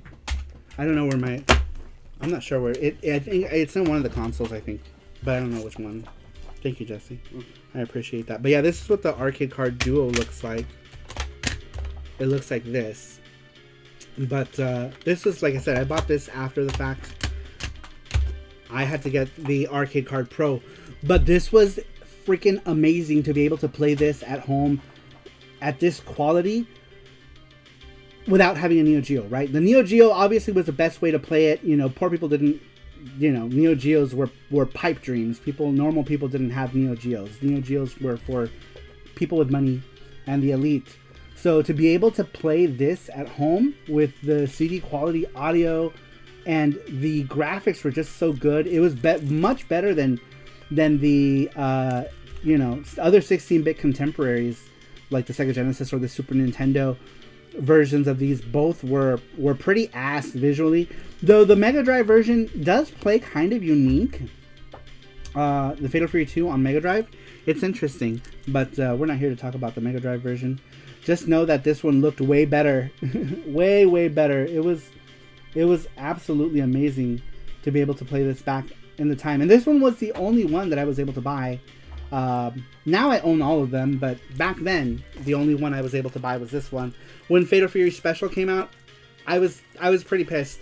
But I think this is the reason why Fatal Fury 2 is my favorite Fatal Fury. I played this so much in the arcade. I own every version of Fatal Fury 2. AES, MVS, Neo Geo CD, PC Engine, Super Nintendo, Sega Genesis, Mega Drive, Super Famicom. I have all of them. Yeah, that was mind-blowing at the time. Welcome, Three Bears Gaming. Thanks for stopping in. Garo Densetsu 2. Yeah, but I was very upset later on when Fatal Fury Special came out. Later that year, that was the thing. It came out like not even a year later, and Fatal Fury special for the PC Engine came out. And I was like, well, fuck. You know, because there's no way I was going to be able to get it. You know, at fucking $69, $79 a pop or whatever back then. They were expensive. They were really expensive to get. So, yeah, there was no way. It was like $79 or something. Or $69, I don't remember. It was really expensive for the time. There was no way. So, I wouldn't get Fatal Fury Special until many, many years later. I was always, in the back of my head, I was always kind of bitter about it. But, at the same time, I don't know if I would have had the patience to wait for it when it came out. Another thing that I really wish that I had as a kid was one of these guys here. This is the PC Engine GT. I always wanted the Turbo Grafx Express, the Turbo Express as a kid. Was never able to get one, unfortunately, and I wouldn't get this one until many years later. And this is a PC Engine GT. I did manage to find one with matching serials on the box, but this was a much later purchase for around $300 is what I ended up picking this up. But man, when I was a kid, did I ever want one? Do you guys remember? Well, no, probably few people remember, but the commercials used to be really cool for it. They would show the commercials. Oh my gosh. I wanted one of these so bad when I was a kid. But also another pipe dream, because these were like $500 or something crazy unaffordable. But yeah, I always wanted one. Such a cute GT Nyan and so mischievous. I know. Mine had, for the longest time, I had a GT Nyan hanging off of him. I don't know what I did with him. Remember? Yeah, I remember. Yeah, I put a GT Nyan charm on that one for the longest time. Alright, anyhow, going back to the arcade card stuff. These were also later purchases. This one was... I picked this one up super cheap on eBay in like 99 or 2000. This is Kabuki Ito Ryodan. Based on the Tengai Makyo series. Specifically, this one is based on Tengai Makyo 3, which is the... not Tengai... I'm so sorry. Tengai Makyo Fuun Kabuki Den is what it's called. It's the third game to come out, but it is not the third game in the series. Tengai Makyo 3 actually came out for the PS2 much later on, with an intro music by Sarah Brightman, of all people. Like, what the hell? But anyway... This one is based on Fuun Kabuki Den, which was the spin-off game of Kabuki, specifically because he was very, very popular at the time. And so he got his own spin-off game after Tengai Makyo 2 Manjimaru. Yeah, Far East of Eden. Far East of Eden is what this series is called. The first and only game of the Far East of Eden series that we got in America wasn't until Kabuki Clash, which in Japan was called Tengai Makyo Shinden, or New Legend, for the Neo Geo, which I have on MVS and Neo Geo CD as well. Super fun game, incredibly colorful fighting game. Looks super great. I feel like this was something that you could have played in the arcade and been like, oh yeah, this is cool. Six button controls for this one. Super great. Really wish I had played this during its heyday. I didn't get to play this until like 2000 when I bought this copy of it. But yeah, Far East of Eden. It's a good series. Definitely check out Jimmy Hoppa made a video on the Far East of Eden series that's really good. You guys should definitely check it out. He actually got to meet the Tsujino, who is the character artist for the Tengai Makyo series. He got to interview him and everything. Really freaking amazing. Is that done by the same artist that did Lunar and Giant Robo? See, I used to think the same thing. I don't remember if Tsujino was also Giant Robo, but it looks just like Giant Robo, doesn't it? I don't remember if Tsujino did the artwork for Giant Robo. You would think so. I used to tell people yes. But I don't know now. I don't remember if he did Giant Robo, the TV series. But it definitely looks like his facial styles, right? Like his eyes, those eyes and everything. But I I don't know, actually. I used to think so too, and I used to tell people that, but now I'm not sure, and I don't want to say that and be, like, incorrect. Alright, the last of the arcade card games. Oh, here's my copy. Jesse found my copy of Shockman. This was supposed to be Magical Chase, damn you. But yeah, this is my... This was what Turbo Zone Direct sent me for free, because they crushed my 3-in-1. Or not they, the post office did, but they took responsibility for it and sent me a free Shockman, which almost ended up... Here's a case for Jackie Chan, but I don't know where Jackie Chan is. Womp womp. I don't know where this card is. I wish I could find it, because I would just sell it. Maybe I wouldn't sell it, because I did keep Shockman and I did keep Parasol Stars. So probably not. All right, last one here. This one is super fun. I love this game. This is Full Metal Force Mad Stalker. This one did originate, like many PC Engine games, on the PC or X68K and the FM Towns Japanese computers, and then it came out for the PC Engine.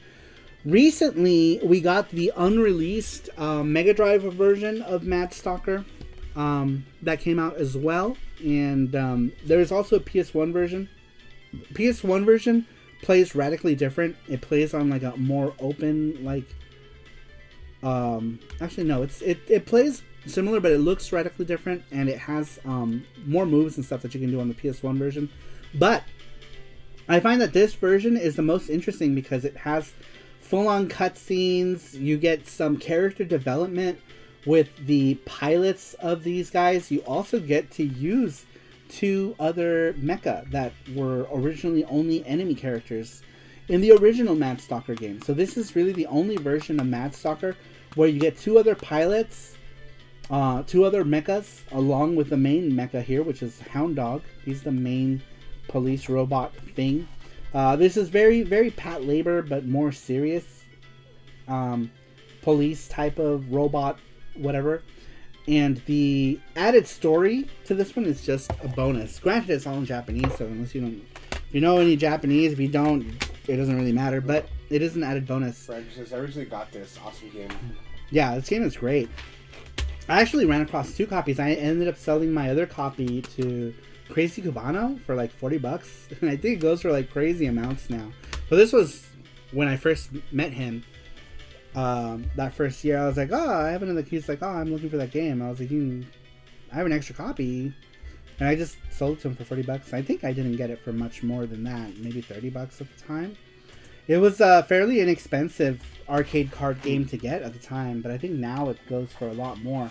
Alright, there's Charm giveaway, you guys. We're going to do that here right after this. That was my last of the arcade card games.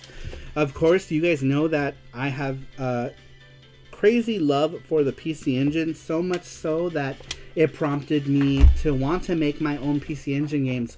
One of the things that I wanted to do, it was a bucket list thing, is I wanted to make a PC Engine game, a video game, but specifically a PC Engine game.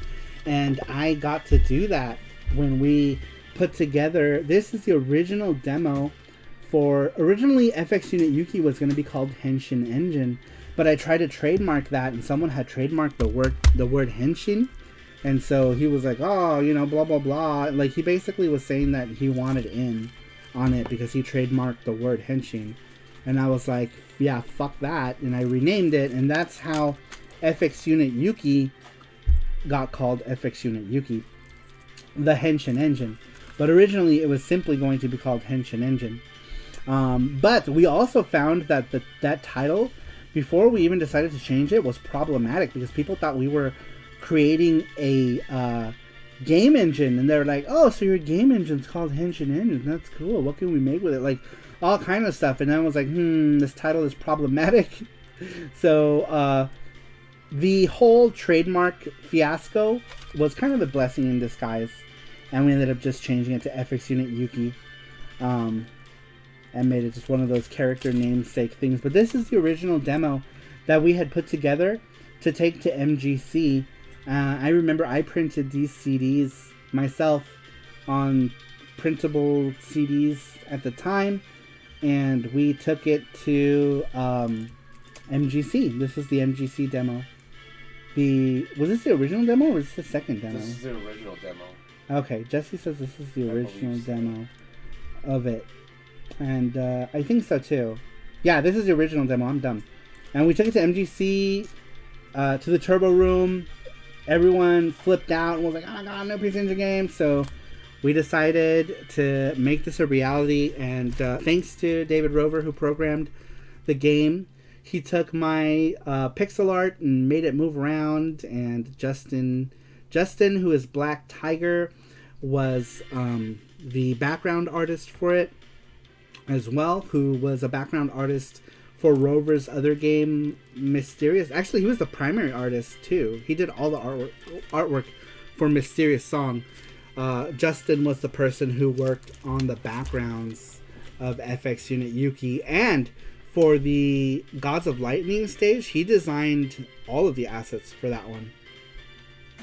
For the Gods of Lightning stage. Everything except Yuki's portrait thing. And that was the... Other than that, he did the entire stage. Catch Sar on Sunday. Oh, I don't think... We're not going to do it on Sunday, actually. We're gonna postpone that because Jesse's parents are coming sooner than we thought they were. They're coming Monday night. So we're not going to do the Sunday stream. Because we got to clean. This house is a mess. So we gotta clean. We gotta prepare, basically. Usually I clean, but I got COVID. Jesse got COVID. So I was so weak. I couldn't do anything. So Jesse wasn't able to clean. So we're gonna try to get as much of it done before his parents come Monday night. So Jesse's parents are coming Monday night. So we'll have to push that. I don't know when we're gonna do that Gachapon Whatnot stream, but we'll definitely do the Thursday stream. Thursday stream is gonna happen on Whatnot. Happens every week. On Whatnot, we sell games. So if you guys are on Whatnot and you guys want to come in and show some support and buy some games, we always have retro games that we're selling on Whatnot. Definitely check it out if you guys want to hop in and buy some games. But thank you so much, Matthew Rose. I know, thank you, Matthew. Matthew is always on it with our schedule, more so than we are. Yeah. You know, Matthew is like on it, and I appreciate that. Matthew, you are super awesome. And I just want you to know that. And I really appreciate you always helping to push our stuff. Because that's how we grow, too, right? When we have, super fans that are willing to help us grow. Like, you guys are the best. Because we grow ever so slowly. So any little bit always helps. There's always people who, like, say they're going to help, Like, I've had other YouTubers who are like, oh, yeah, let's do this and let's do that. And then nothing ever comes of it. But, and then there's some who do, like Radical Reggie or Kid Shoryuken. Those are people who I've done videos with in the past who have helped out. So it always helps when I have people in the Saru crew who are willing to push our stuff. Rita Burninator asks, how are you feeling now, Jesse? Oh, I'm feeling so much better. All I have is congestion. That's it. Yeah, and that's been going on for a while now, right? You're on like week and a half, week 2, almost. Yeah, I think so. Week and a half. Yeah, week and a half of like really like bad congestion. So he's still got really, really bad congestion. Matthew is the new host of the SaruShow. Sorry, you have been kicked off of the program. It's already been decided. All right, well, it'll be SaruShow featuring Matthew then. And Matthew says, I would, but like Jesse, I'm camera shy. Oh, I know, I'm super camera shy. Yeah, Jesse's come a long way. Oh, I know. Yeah, Jesse did not want any part of it. No part of it. He wanted no part of it. If I would do like camera, and then he started talking, and then people were like, who's that talking? And then he'd shut up and not say a thing. He was so shy in the beginning. Now he's very talkative, and he'll show up on camera, most of the time. There he is. He'll show up on camera, but Jesse wanted no part of any of this at all. He was super shy. I was very pushy about it. And then I felt bad because I was like, oh man, well, like, what if he's like really struggling? But I felt like it helped and it got you out of your shell. And now he does his own card streams on Wednesdays, which will happen this Wednesday. Yeah, it will definitely this Wednesday. Here on YouTube, he's going to do his Pokemon 64 stream, which is a Pokemon card stream that he does here on this channel on Wednesdays. He hasn't been able to do it because he's been sick. But this Wednesday, coming up, he's going to do his card stream. But yeah, I feel like Jesse has come a long, long way. He's super shy. Super shy about it. So very, very cool. Oh yeah, also Sweet Like Sugar gave me some Pocahontas, Power Rangers, and Lion King cards. Really? That I'll open up too. That's cool. That's always cool to see, right? Yay, new card streams! That's Sweet Like Sugar. Yep, that's gonna happen this Wednesday. So he's got a new Pokemon box, and I guess some Power Rangers and Disney cards. Yep. To open as Pocahontas. well. Pocahontas. That's cool. Jesse looks great on camera. So hot, says Mackenzie. Thank you, Mackenzie. I would, but oh, okay. Yeah, that's gonna happen this Wednesday. My brain's like. There's the Gleam link. All right, we're gonna do. If you haven't entered, you can still enter. That's for your free charm, courtesy of Transfer. Thank you, Transfer, very much. By the way, for that, Transfer always donates towards the cause. The panda head removes all the fear. Yeah, agree. The panda head removes all the fear. It does. Yeah, but he only he doesn't for the card streams though. He doesn't wear his panda head. He just goes on camera and does it. How many Pikachus are we predicting, Jesse? My guess is too many, says Mackenzie. Pikachu. A lot of Pikachus, right? Are you looking for your head? Yeah, I haven't worked. He lost his head. He hasn't been able to wear his head because he couldn't breathe for the longest time. So he's been walking around headless. There he is. He's been walking around headless. Was that the last track on this one? Oh no, there's something still happening. Something is still happening. How many Pikachus? 2 Pikachus. Probably a lot more than 2. For what? Sorry. That you're gonna get. You just said 2. How many Pikachus are we pricing, Jesse? I'm guessing too many.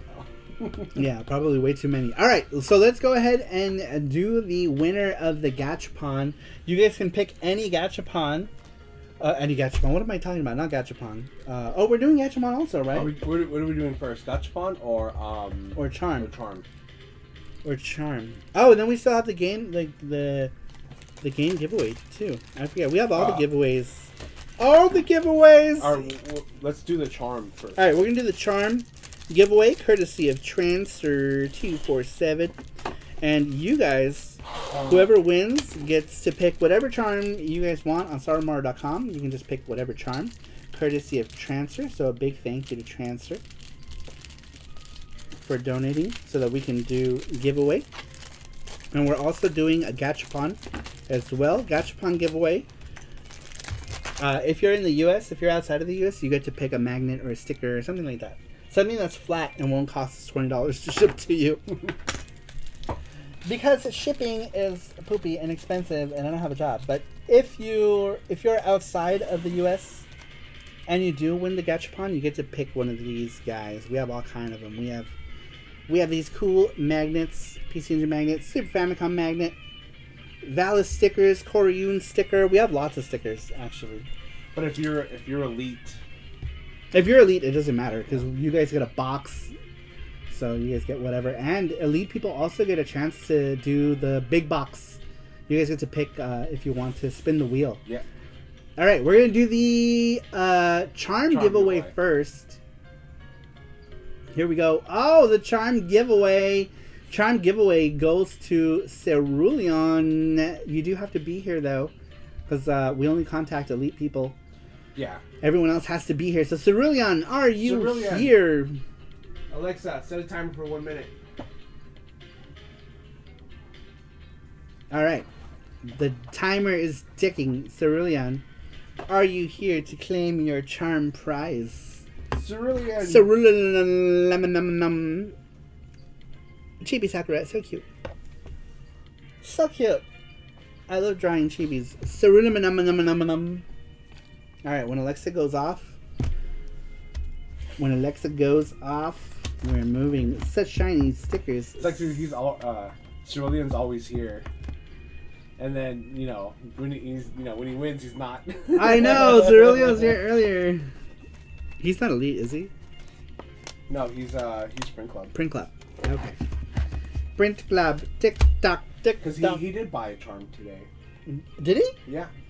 Oh. He bought it. We'll just give it to him. We'll message him.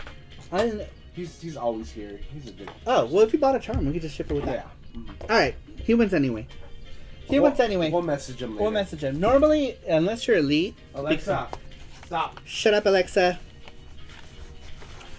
Normally, if you're elite, it doesn't matter because you guys have a box, so we just send it to you whether you're here or not. One of the perks of being on the elite, but he is a member of Print Club. Print Club is our quarterly print club. I do a bunch of arts, and we send them out. This one was specifically the Street Fighter one. It's the one that I have complete. I have them all, but I mean the one that I have complete that I can show you now. This is what Print Club looks like. This is what $5 a month on Patreon gets you. But every Patreon tier gets you something, right? Like every level gets you something. I always want to plug in the Patreon at least once or twice a month so that people remember, hey, they do stuff. These people do things. They do things with their Patreons. We do things.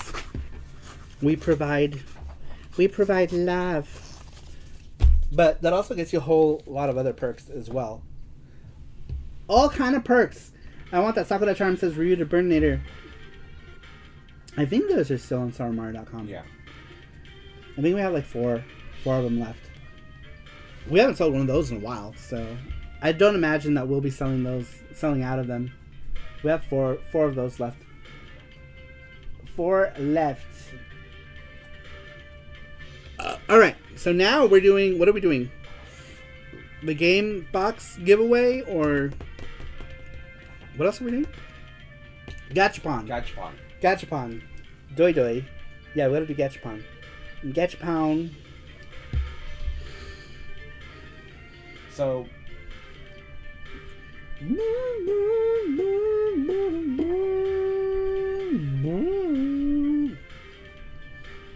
Oh, alright. Very cool. Alright, next winner is for the Gachapon prize. And Randrick, you're the winner of Gachapon prize. Randrick, are you here? Randrick, are you here? Randrick, are you here now? Alexa, set a time for 1 minute. Randrick, are you here? This you have to be here. Yes. You win, Rands, but you have to be here. You have to be here. You have to be here. I don't know. What am I doing? I don't know why. Yay, Randrick is here. You're the winner. You're the Gachapon winner. Alright, you know the rules. Pick a number between 1 and 4. For those of you who are new, we have a Gachapon thing that we do. Gachapon machine named Gachakun, and he spits out prizes. And, well, if you're in North America, basically. This guy here. If you're in North America and you win, you get one of these guys. And you have a chance to win some big stuff. If you're outside of our continent, though, then we send you something that's flat and easier to ship. He picks number 4. All right. Here we go. Here we go. Gachakun Whole Cam. Alexa, stop. Right, man. All right, here we go. Ball number 1. Ball number 1 is a charm, Roby-chan, which is a Rob the Robot charm. Ball number 2 is something heavy. I don't know what is in here. Oh, it's this wind chime that we got in Japan. So cute. So cute. All right, ball number 3. Ball number 3 is a piece of paper. What are you? Sailor Moon Ron. All right, here's your ball. Here's your ball. Ooh. I don't know if you probably don't have this one. But this one, ball number 4, this is your prize. This is Hayato from the Capcom All-Star Collection Volume 2. These were a set of Capcom Gachapons. This one is Hayato from Star Gladiator. That is your prize. That is your prize, Randrick. You get Hayato from Star Gladiator. Very cool. A Nyan chime, says Matthew Roach. So cute. Such cute Nyans. Alright, and we're done with the Gachapon. Congratulations! Congratulatories, lol. I actually have this. Oh no! Oh no! Alright, Blah, blah, blah, blah, Blah, blah, blah. Do you want to pick something else? Like, if you want to do like any of the magnets or stickers, you can have those. Yeah, if you want to, If you don't have do a them. magnet or sticker. Yeah, we have stickers. We have the Valis sticker, which I think you might have already. Koryun. What are the other stickers that we have? You want to grab them? Yeah. We should keep them here so that we know. Because we have like those holographic stickers too. And then the magnets that we have. What are the magnets? What are the magnets? We have Super Famicom PC Engine. Here's the Valis one. Valis holographic sticker. I won one of these figures in the past stream. Really? Like probably like the old streams, huh? Because that one's the alternate color. Super Famicom magnet. PC Engine magnet. I think we have GT Neon magnets too. I think those are the ones we have the least of. Jesse's gonna grab the other stickers. And you can pick one. You can pick one. You don't have to. If you already have that, you can pick something else. Here you go. You can pick all the things. Ah, here we go. Alright, so these I already showed. Wow, we still have Yuki stickers. Holographic Nora sticker. Oh, he goes with the Valis sticker. Oh, sweet. Alright. Valis sticker. Very cool. This one is my favorite of all the holos. All of the holographics. It's not gonna focus because it's like holographic. But whoa, psychedelic. Very cool. Alright, Rand. I actually don't have the Valis sticker. Very cool! Yay! Well, that's good. That's good. Oh, wow, we still have these? Is this the last one that we have? The Yuki one? No, we still have a couple of those. Oh, do we? And then Nora. I made a bunch of these because, like, actually, I don't want to get into this story. I don't want to get into the story. I'm a little bitter over Do it. you want to do another Gachapon? You want to do another one? Yeah. Bonus Gachapon! Alright, we're going to do bonus Gachapon today. Bonus! Bonus! Also, Randrick. Oh, yeah. We haven't been doing that. Put it one more time.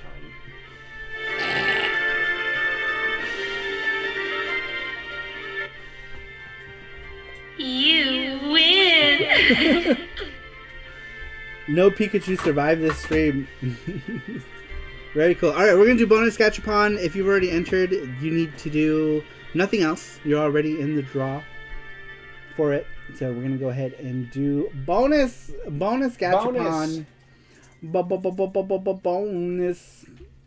And then we still have to do the game giveaway. All the giveaways today. Alright. Who's our next one? GT Beakerman. GT Beakerman, you are the next winner. You do Alexa, have to be here, though. Set a timer for 1 minute. You has to be here for it. Alright. Alright, Alexa's going. The GT Beakermans. GT Rom. GT Rom, are you here? Are you here, GT Roms? You have to be here. Redrick says, I win! GT Roms, you have to be here to claim your prize. Otherwise, we will move on to the next one. To the next. I'm trying to organize my games. My games are a fucking mess right now. My butthole. I think I brought my butthole. Randrick sticker. Sticker of Rands. Beakerman. Alexa's gonna go off any minute now. Beakerman, are you here, Beakermans? Beakerman. Music? Oh, music. Make the people. That's a good one. This is a good one. Act 1. Start with Act 1. It's the best music. Oh no, never mind. Oh, he's here. Oh, right when the alarm. Alexa, stop. Oh my gosh, Beakerman. Right as Alexa went off. Very cool. All right. Well, Beakermans, you are the winner. Just in time. Just in the nick of time. In the nick of Beakermans. We also have to remember that there is a significant delay. Yeah. So, but I think it's like 7 or 8 seconds, right? For it. I am win. This is Beakerman. You are win. You have to pick a number between 1 through 4, and whatever ball comes out for the number you pick, that is your prize. Now go to another game. This has too many cutscenes. Phallus 3? Yeah. Did we just do that one? I don't know. We did do Phallus 3. We did Phallus 3. Go to Phallus 2? yeah, let's do Phallus 2. Fuck it. Fuck it, level 1. Sorry. Picking out 1 through 4. What's up, Cello? Jello, welcome. 3 for Dale. Welcome to the Jello. He picks 3. Alright, here we go. Ball number 1. Ball number 1 says big prize. Ball number 2 is Halo pin, die-cast metal. What do you pick? What number did you pick? You picked 3. 3 for Dale. Alright. Oh, shit. Ball number 3 is a big prize. A big prize. So you get to pick. Alright. Very nice. Talk about lucky. Big prize winner. GT Beakerman. Jesse put this together. It's so cute. These little hamsters. This paper is so old. I'm surprised it's still one piece. Do you guys remember this? From VGST days? This piece of paper? This is the original big prize paper. Alright. This is the last one. And then this is the last ball that came out. It's the cat charm again. But, yeah. I think you would want it. Wheel of Fish. So, you actually get... Is he elite? Yeah, you like. Oh! He's elite. Okay, so if you're elite, yeah, you can pick the wheel. Do you want to do the wheel? You can do the wheel or the big box. You can pick whichever you want. You can either pick something straight out of the box, or we can do the Wheel of Fish. The Wheel of Fish. What was in the, did we put something in this blank spot? I forgot why you got erased. Yeah, we got Gachapon pick, Saru Charm, $20 off Saru Web, big prize. Yoki, big prize. $10 gift card.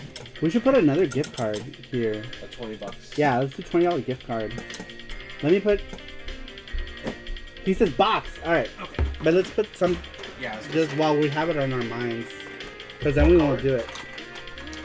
It has to be a dry erase marker. Any, it doesn't matter. As long as it's a dry erase. 20... Oh, this one sucks. Looks like kind of dryish.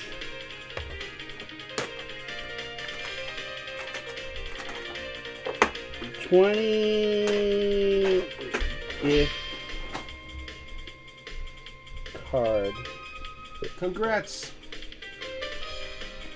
Alright,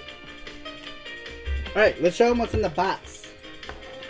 In the box, we have this tiny PlayStation shirt for aunts, or a child, or a petite woman, or something us big guys can wear around our head, probably.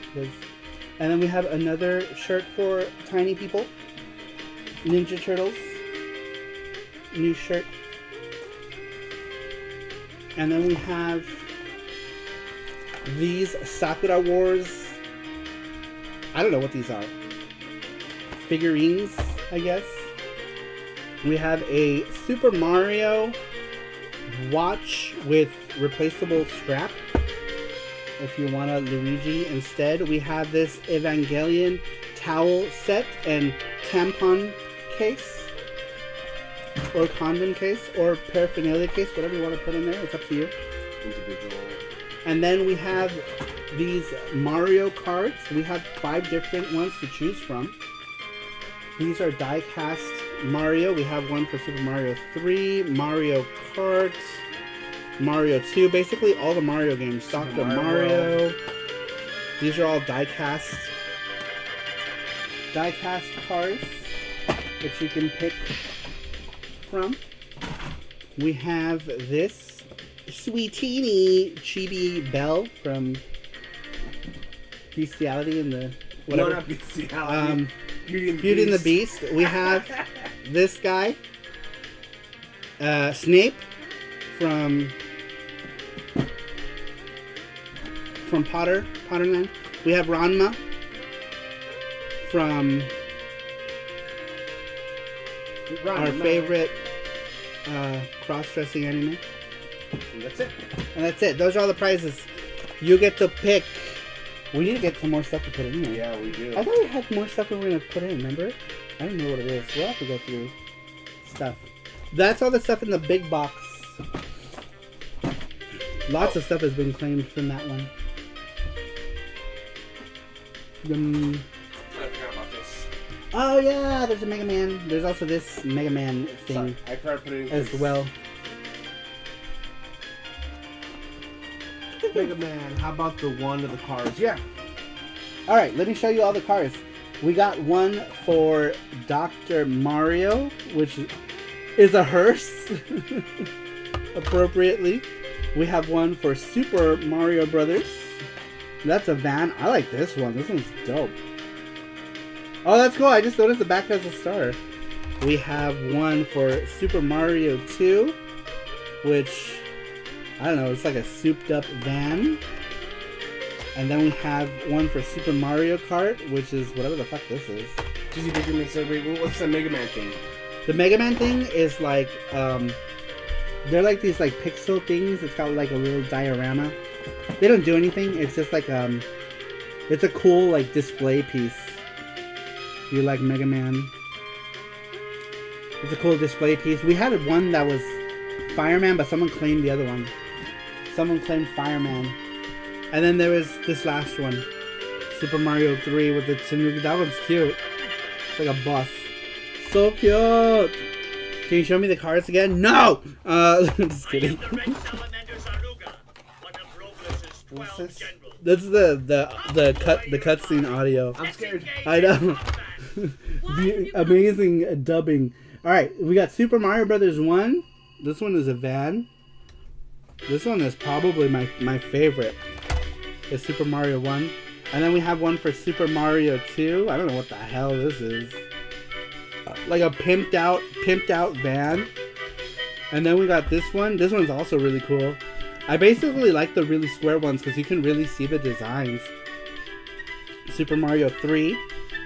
And then I basically like all of them except the Super Mario Kart one and the Dr. Mario one. This one's super cool too. Oh, that's cool. What is it? Oh, I thought there was something in the license plate. Super cool. Super cool. And then the last one is, well, no, Dr. Mario, which is like a hearse, I guess. Oh, the hood's got the little monsters. I just noticed that. That's cute. The little viruses. Corona-chans. And then this one is whatever this car, old style 50s buggy type thing. Mario 1. Yeah, this one's probably my favorite one. Is this one. Because the design is just so clear on it. Yeah, these things are heavy. Make sure your children don't throw them at anyone. Because this will crack a skull probably. They're heavy. Are you Various Warrior? Are you a Various Warrior? See, I could have been a 90s voice actor too. Yoko! Are you doing the thing? The thing with Valis? Congrats, GG Biggerman. Congrats, Beakerman. And that is all the prizes. All of the prizes for today. Now we've been at this for 2.5 hours. What do we... So, when should we do that Ninja Turtles stream? When do we Ninja Turtles? When do we Turtles? When should we Turtles? Maybe Monday night. Monday night? Yeah, I guess we can do it Monday night, huh? We can do it Monday. Monday. Yeah, maybe Monday night we can do... that might be too many streams in a row, though. Because we're doing Monday, Tuesday, and Wednesday. Because we're doing Wednesday. Oh, you're right. And then Maybe Friday. Tuesday, then. Maybe Tuesday. Yeah, maybe we can just do that as our Tuesday show. Tuesday's random retro will be Shredder's Revenge instead. We will do that courtesy of Transfer as well. We could do that. We can do that as well. Unless Transfer wants us to play right now. We'll do that right now. We'll do whatever Transfer wants. Oh my god, this dubbing is so bad. I'm here to avenge my mother. Evil. The same goes for Megas. Oh, these dubs are amazing. My son is going to love that Cars is becoming. Are you so worried Oh, yeah. that you cannot die in peace? Emperor Megas, do you happen to remember anything about the war? Oh my god, this dub is so bad. Emperor Mega. No. Absolute power, the country could be Alright, well, I guess something even you should Tuesday then. We'll go Is that why Tuesday. you We'll do decided Tuesday. to desert We were planned for Tuesday. Big Mac says if you had a fire in your house and only could save one system, which one would you and why? Ah, fuck. Let's not exaggerate.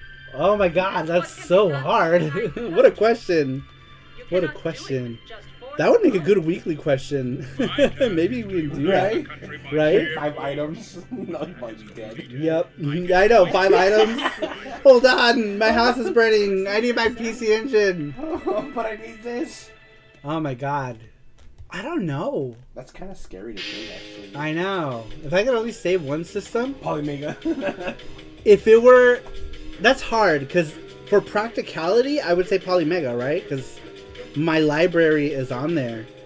But if I were to go for nostalgia, it would be the TurboGrafx CD, my original TurboGrafx CD, probably. That would be a great question to ask. That would be a great question to ask. I'd be torn. I would just let it all burn. You'll probably just burn with your games. I know. No, my precious! And my games are going to burn down, and so am I. Take me with you to the afterlife with my PC Engine darlings. Yeah. Honestly, that's such a hard question. Because, like, I don't know. I would still probably say the TurboGrafx CD. Because, you know, I would just buy another Polymega, right? Whenever. But, like, my original TG16 CD is my original.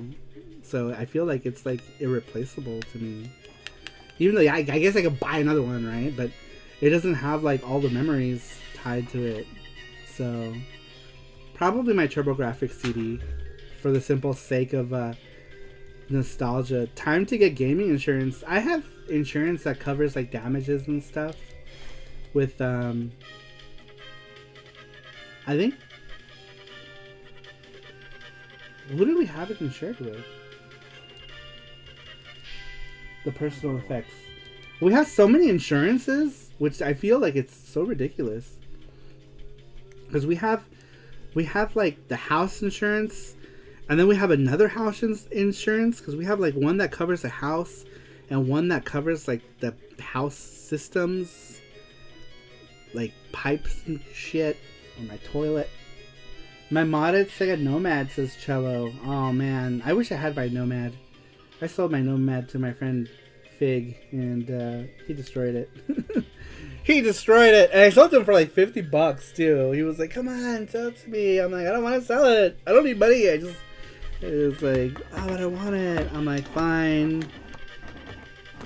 And then he's like, "Okay, well, not for a lot." I'm like, "All right, fine. You have $50, which was $50 less than what I actually bought it for, because I bought it for $100. They were like clearing them out. It was cool. How would gaming insurance even work? So you can basically you have like, if you have like State Farm or whatever, Progressive or whoever, you can have them bring an appraiser, and you can tell them like what you can have them itemize stuff, or you can have them just do like a lump sum, like say, you know, my collection is roughly worth, you know, $30,000 or whatever. You can insure it for $30,000. So it just depends. It depends on who your insurance thing is, and I have to call State Farm actually. They would also need proof, but we have proof. YouTube videos. Yeah, they would need proof that you own this stuff. But like I said, sometimes you can just get an appraiser to come to the house and they can go through your shit. We insured now since I'm a gamer. We insured now.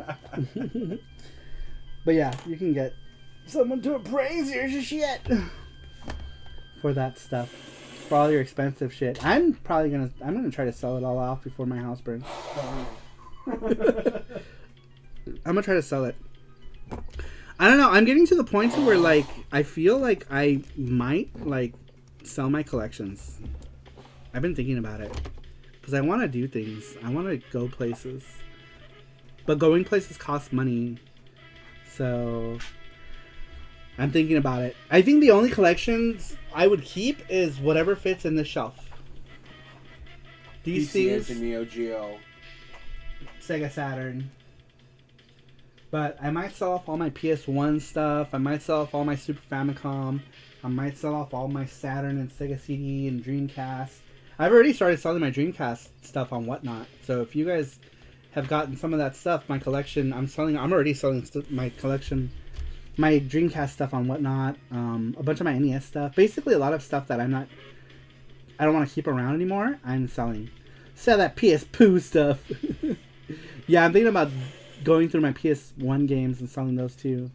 I'm sure your gaming collection is mad money, Saru. Maybe.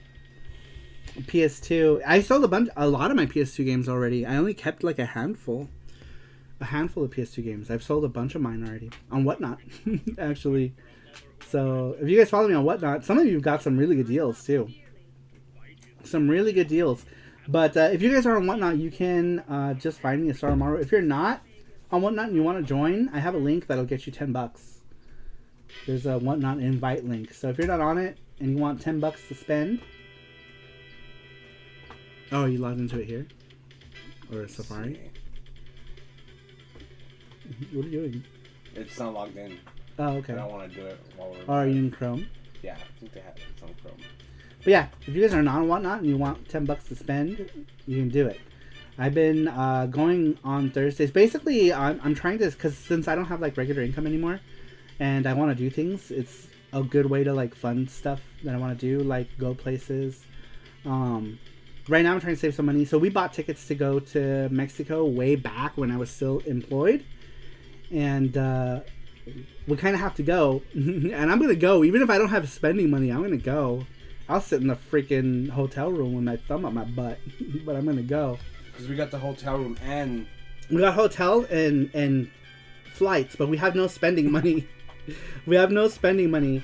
So we're going to use Whatnot money as part of it, as spending money, and then whatever we don't spend, we're going to put towards Japan tickets. Because we want to go to Japan. So, but I would be happy just to go. I don't even have to buy anything, really. There's a lot of free stuff to do walking around. Yeah, there's lots of free stuff to do in Mexico, and there's a lot of cheap food, too. So, food will be really cheap to eat. Good night, Randrick. He says, all right, guys, had great fun tonight, but I got to go to sleep now. It was great going back to the old format and have one more VGST Saru.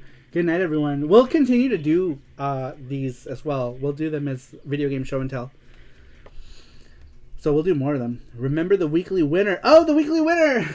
Oh, we got the weekly winner. Yes. All right, the weekly winner. Let's do the weekly winner now. Before I get something later.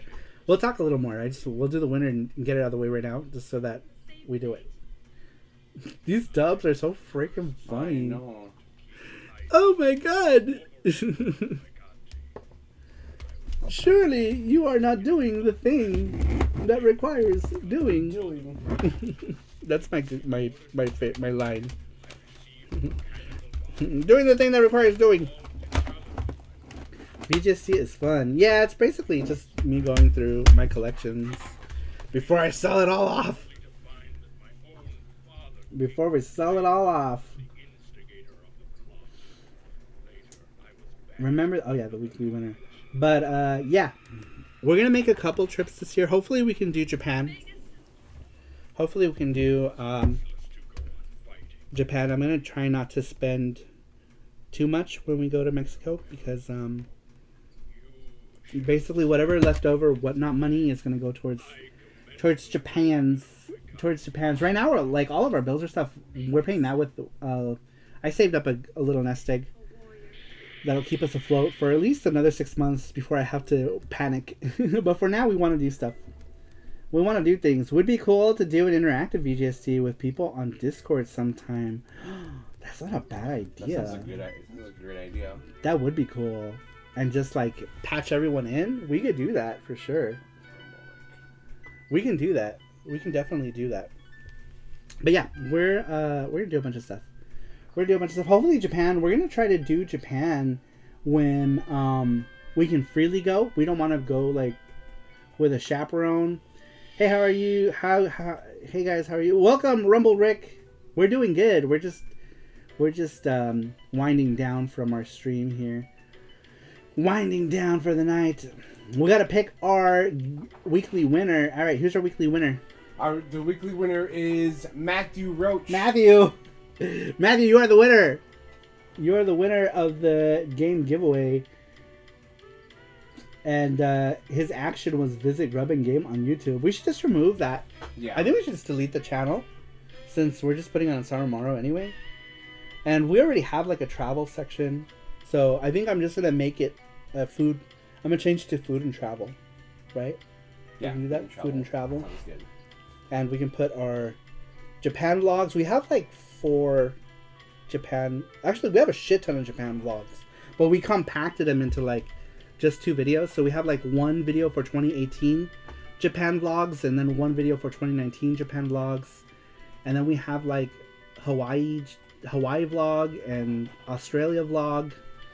And then we're going to do one in Mexico. Mexico has a cool plaza that's like video games and anime that we're going to go to. It's called Freaky Plaza.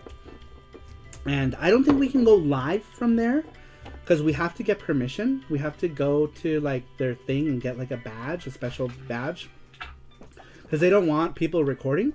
But we're going to go there. I really, really, really wanted to go. They have 2 of them. There's one in Guadalajara also, but we don't have the money to go to Guadalajara because it's like a $200 plane ticket once we're in Mexico. It's like $150, I think, for the plane ticket. So next time we can go to the Guadalajara one. But Freaky Plaza is basically freaky is another word for like fanboy. And so Freaky Plaza has like video games and anime, and K-pop is something that became really popular in the last 10 years in Mexico. So they've been or at Freaky Plaza, they've been doing like K-pop stuff for the last 10 years. Badges. I don't need no stinky badges. I'm so burpy tonight. I'm so sorry. Still broadcasted on YouTube, but yeah, patch folks in via Discord. Yeah, that's a good idea. We should do that. We should write that down maybe. And then anyone who wants to participate, who's a member of the Saru crew, we can do a VGST with Saru crew. Oh man, that would be cool. We can do that. Freaky means something like nerd. Yeah, it's like fanboy,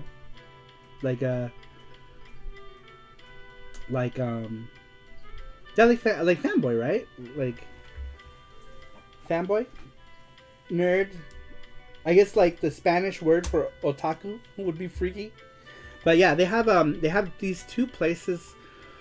They have a lot of places, but I think the 2 like official Freaky Plazas are, one is in Mexico City, which is the one that we're gonna go to, and then there's one in Guadalajara, which I would have wanted to go to, but I don't think we're gonna have the finances to do it. All for the Yu-Gi-Oh players that didn't use Teen Spirit. That's so funny that you say that, because apparently that's like a complaint that is a thing there, right? Like some people were like, I was talking to somebody and they're like, yeah, pero like they're like, you can see all the stuff, pero he's like, pero no vayas al lugar donde juegan las tarjetas porque apesta. He said, don't go to the place where they play the cards because it stinks. I'm like, oh man. Yeah, there's a floor where they do like the cards, and they also have like food items on this floor. In Monterrey City, we have a Freaky Plaza too. Really? Cool. That's cool. Yeah, I would like to go. Monterrey would be another place My I mom's would from like. Monterrey. Yeah, Jesse's mom was born in Monterrey. The only problem with Monterrey is how far it is, you know, because like we're flying into like Mexico City, and then we're pretty much staying almost the entire time in Mexico City, and then we're probably going to go to Querétaro for like a day or two because it's like such a cheap bus ride to go there. But Querétaro has none. That's just for us to go and have like relaxed time and like eat and stuff. There's no real like anything pop culture there. It's a very, very other places like Plaza Garibaldi and other places. Yeah, I think we're gonna hit up. I'm trying to think where all we're gonna go. We've been thinking about it. There's another place I think too called like Fanboy something or another, which is kind of like Freaky Plaza, right?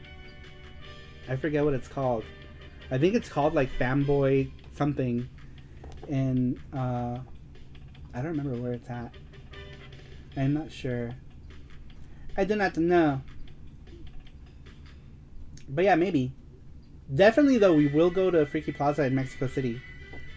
For sure. Should be fun. Should be fun. I just hope that we can film there. I think we can. We just have to ask for permission. In Spanish. I'm gonna give this Mexican trip. Nice. Yeah, so we're gonna do that. We're gonna be there for about a week and a half-ish. Depending. I don't know. It depends, or until we run out of money. Which might not be long. But we do have our tickets, and we have our hotel stays, and thankfully I got that stuff taken care of before I stopped working. We'll go live a couple times. Yeah. We'll go live. We'll do random lives, kind of like how we did. Remember, you guys, who was here when we were in Australia, and we randomly went live. Do you guys remember? We went live from 85. What was it? Yeah, 85 Degree Bakery thing.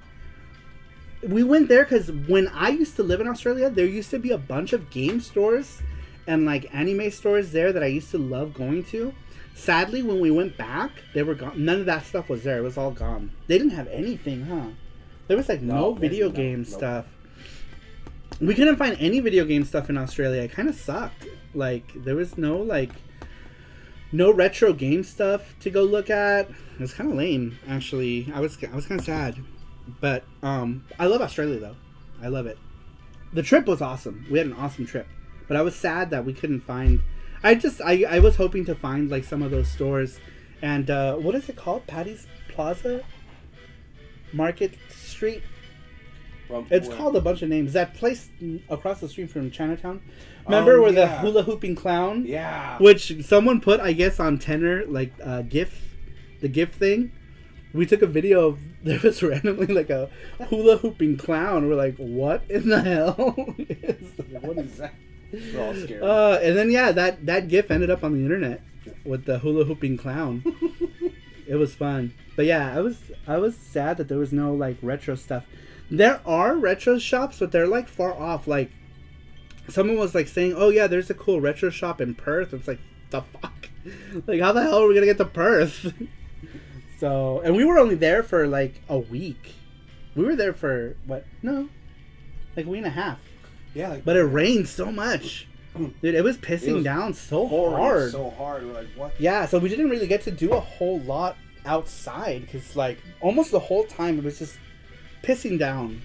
That was in 2019 also, wasn't it? Mm-hmm. That we went? Yep. So we got to go to the zoo. We saw some buff-ass kangaroos, remember? Yeah, remember the one kangaroo? I know, he's like, don't touch that one. He was like, I know, don't touch that one. He was just like mad dogging everyone. It was so funny. He was like, so buff. We saw... did we film that one? Did we did. film the buff one? Live. We went live. Oh yeah, we did it live. I went live on Facebook.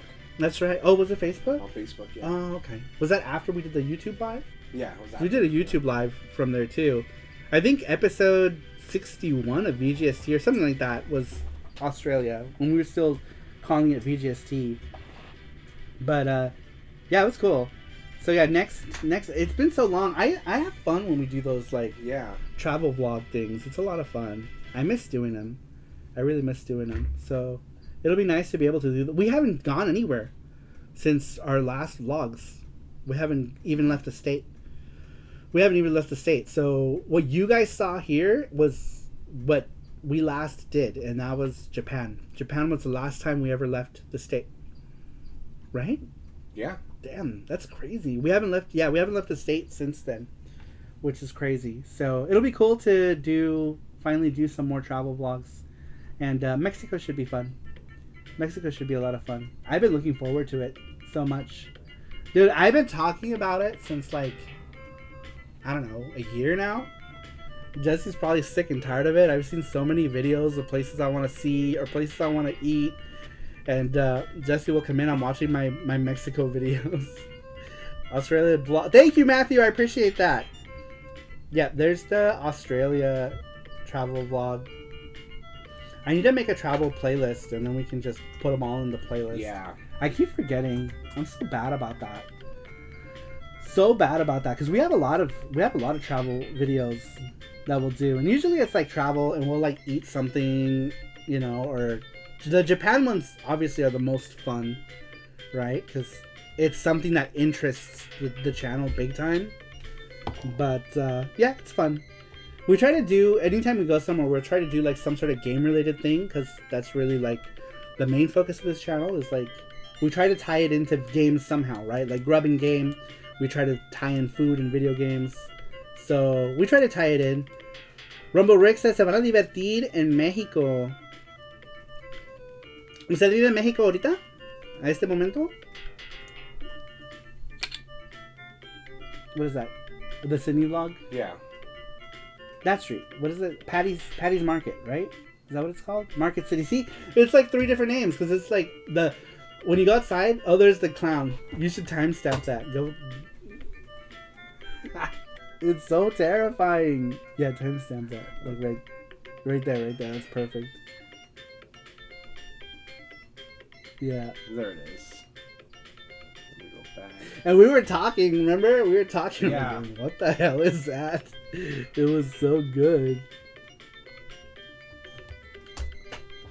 Estaba preguntando si vives en México.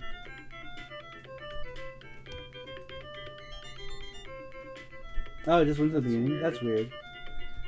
Yeah, it's at like the 5 minute. What was it at? Did you paste it? I did, but it's not working.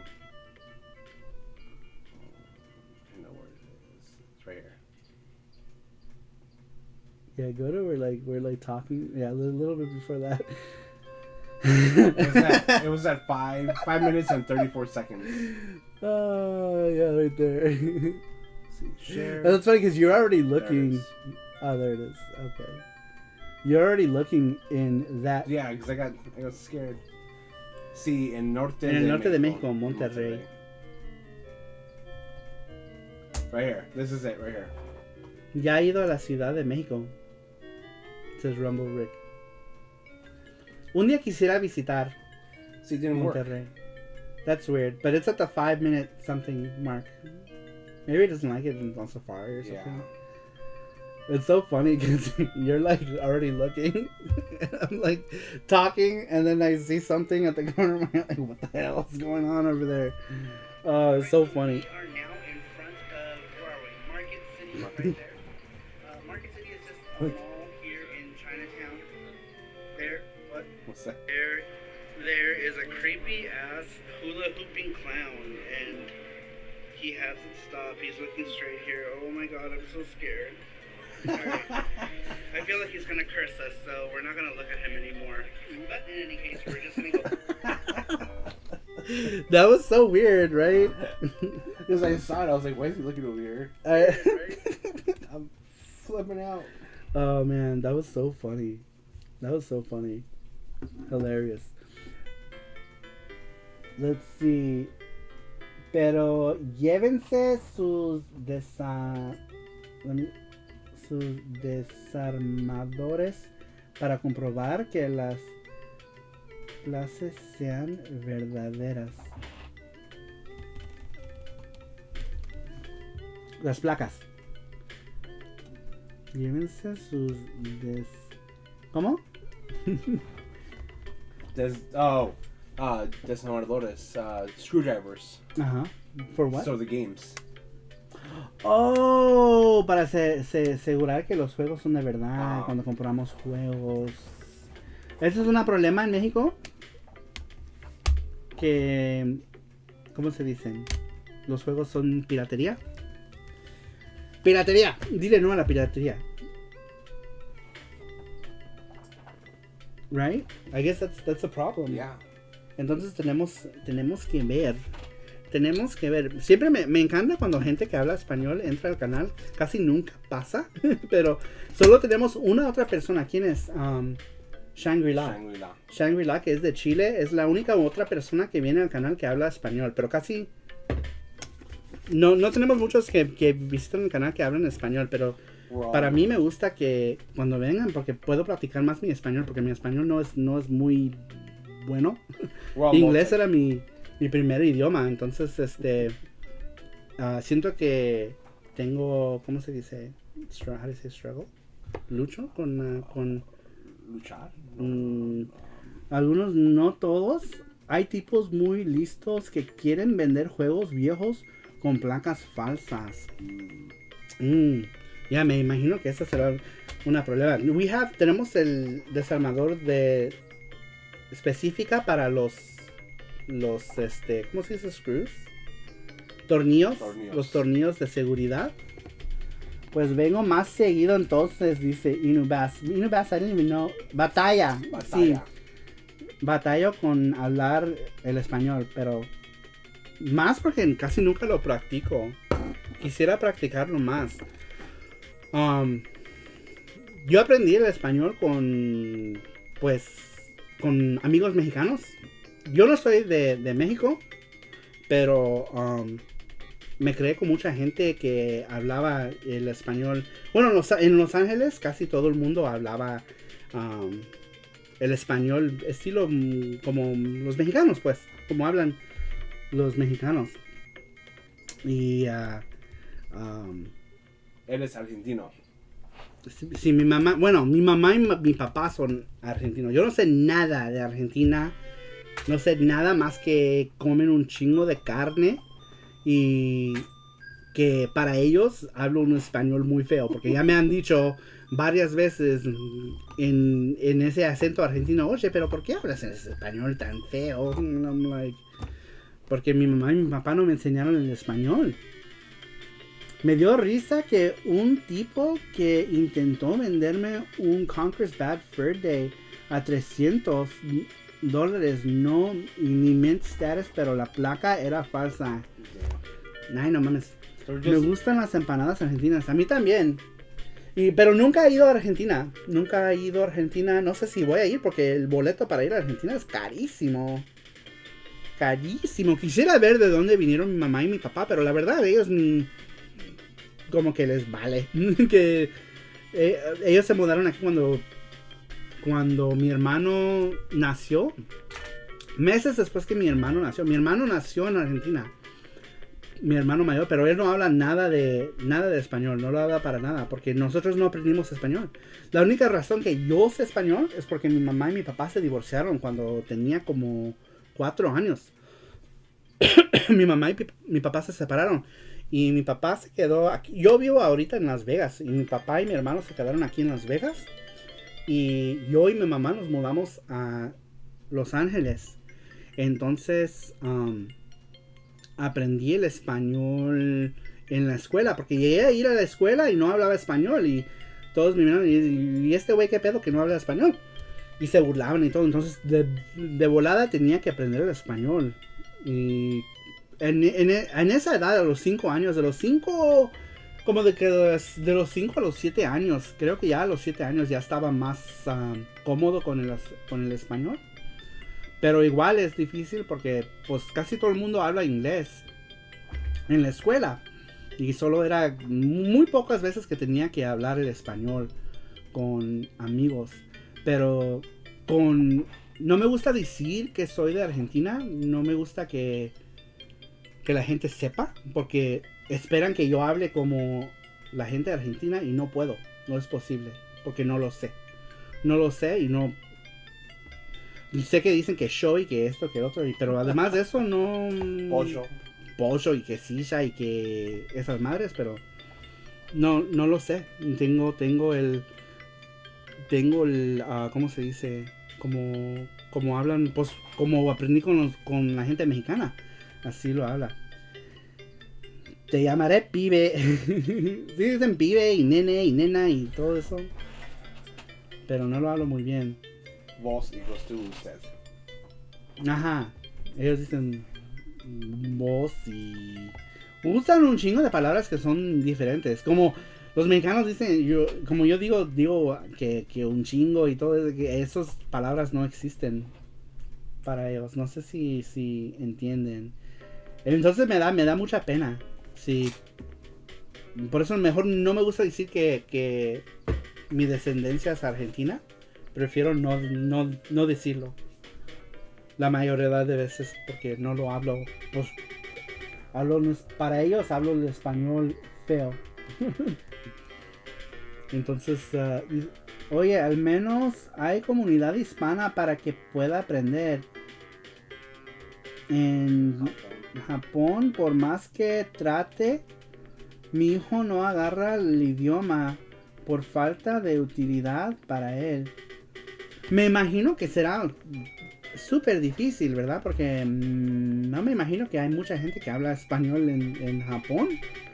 Casi todo el mundo, pues, habla en japonés. Y más, like, Japan is like, how do you say homogeneous nation? Right?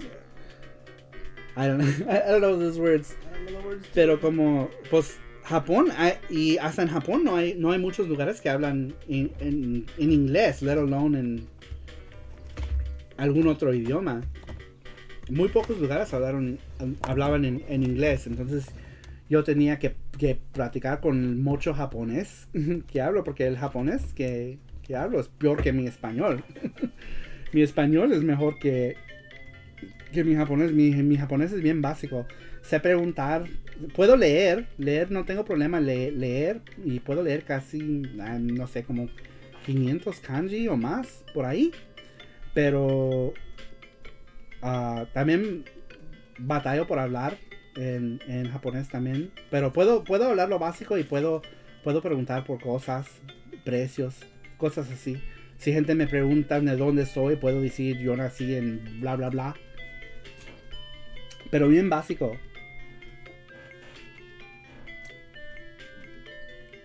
Hay bloqueo de contenido mexicano en YouTube. Por ejemplo, puedes encontrar contenido de Sesame Street. ¿Cómo? Como no hay mucho contenido hay algunos canales que miraba antes que son, ¿cómo se dice? Canales de juegos en español también. I think he's asking if there's any Sesame Street Mexican block here. Oh, no sé. Yeah. Saying if we can search for Sesame Street in Spanish on YouTube. Oh, para que aprenda. Tal vez necesito un Sesame Street para aprender el español. The Fuck 500, yo supuestamente me sé 100, de los cuales solo me acuerdo de 5 de los kanjis en japonés. La verdad que debería de saber más japonés de lo que sé ya, pero como soy tan huevón, no es que sea huevón, es que no tengo tiempo y no tengo la práctica. ¿Con quién practico? Con nadie. Yo no tengo la chance de practicar en japonés o en español, puro inglés, porque aquí pues todo el mundo habla inglés. The fuck. Sí. Kanjis. There is a Chicano subculture in Japan. Yeah, I saw that. Oh yeah, that was interesting.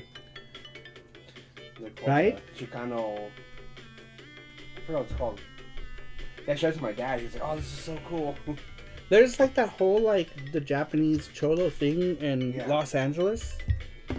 You remember? There's like there's like, I guess like Chicano culture is big in Japan. Oh, you know where else had like all those like those like gangster shirt designs and stuff? Was in America Mura. In America Mura, there's a shop that sells like all of that stuff, like you know, that like Chicano life stuff, lowriders on cars and things like that. There's a whole shop in Americamura. Apparently, there's a bit of a community for that in Osaka. So it's interesting to know that like there's all these culture subsets within subsets. You know, it's like there is like people who are interested in these different cultures from other cultures. There's also really good. So there's surprisingly good Mexican food in Japan too. We went to, what is that restaurant that we went to in Osaka? Remember in Ebisubashi Suji, right? For what? Ebisubashi Suji. Is that what that place is called? The long walkway. I think it is. And I don't remember what it was called. It was called. Shit, I don't remember. I don't see it. Oh, is it? No, not Ebisu. Shinsai Bashi, is it? Yeah, try Shinsai Bashi. El Pancho! There it is. El Pancho. Shinsai Bashi Suji. Yeah, Shinsai Bashi, not Ebisu Bashi Suji. Yeah, they had really good Mexican food. And there were people speaking Spanish there. I was like, what? I was thrown aback. It's very easy to get lost in cities like Osaka. I think it's way easier to get lost in Tokyo anywhere than Osaka. I think everything in Osaka seems to be like in straight lines, where I feel like Tokyo is just a fucking mess. Yeah. But I feel like Osaka is a lot more easier to navigate. Subway system is way more easier to navigate than Tokyo. The train system in Tokyo is a freaking nightmare.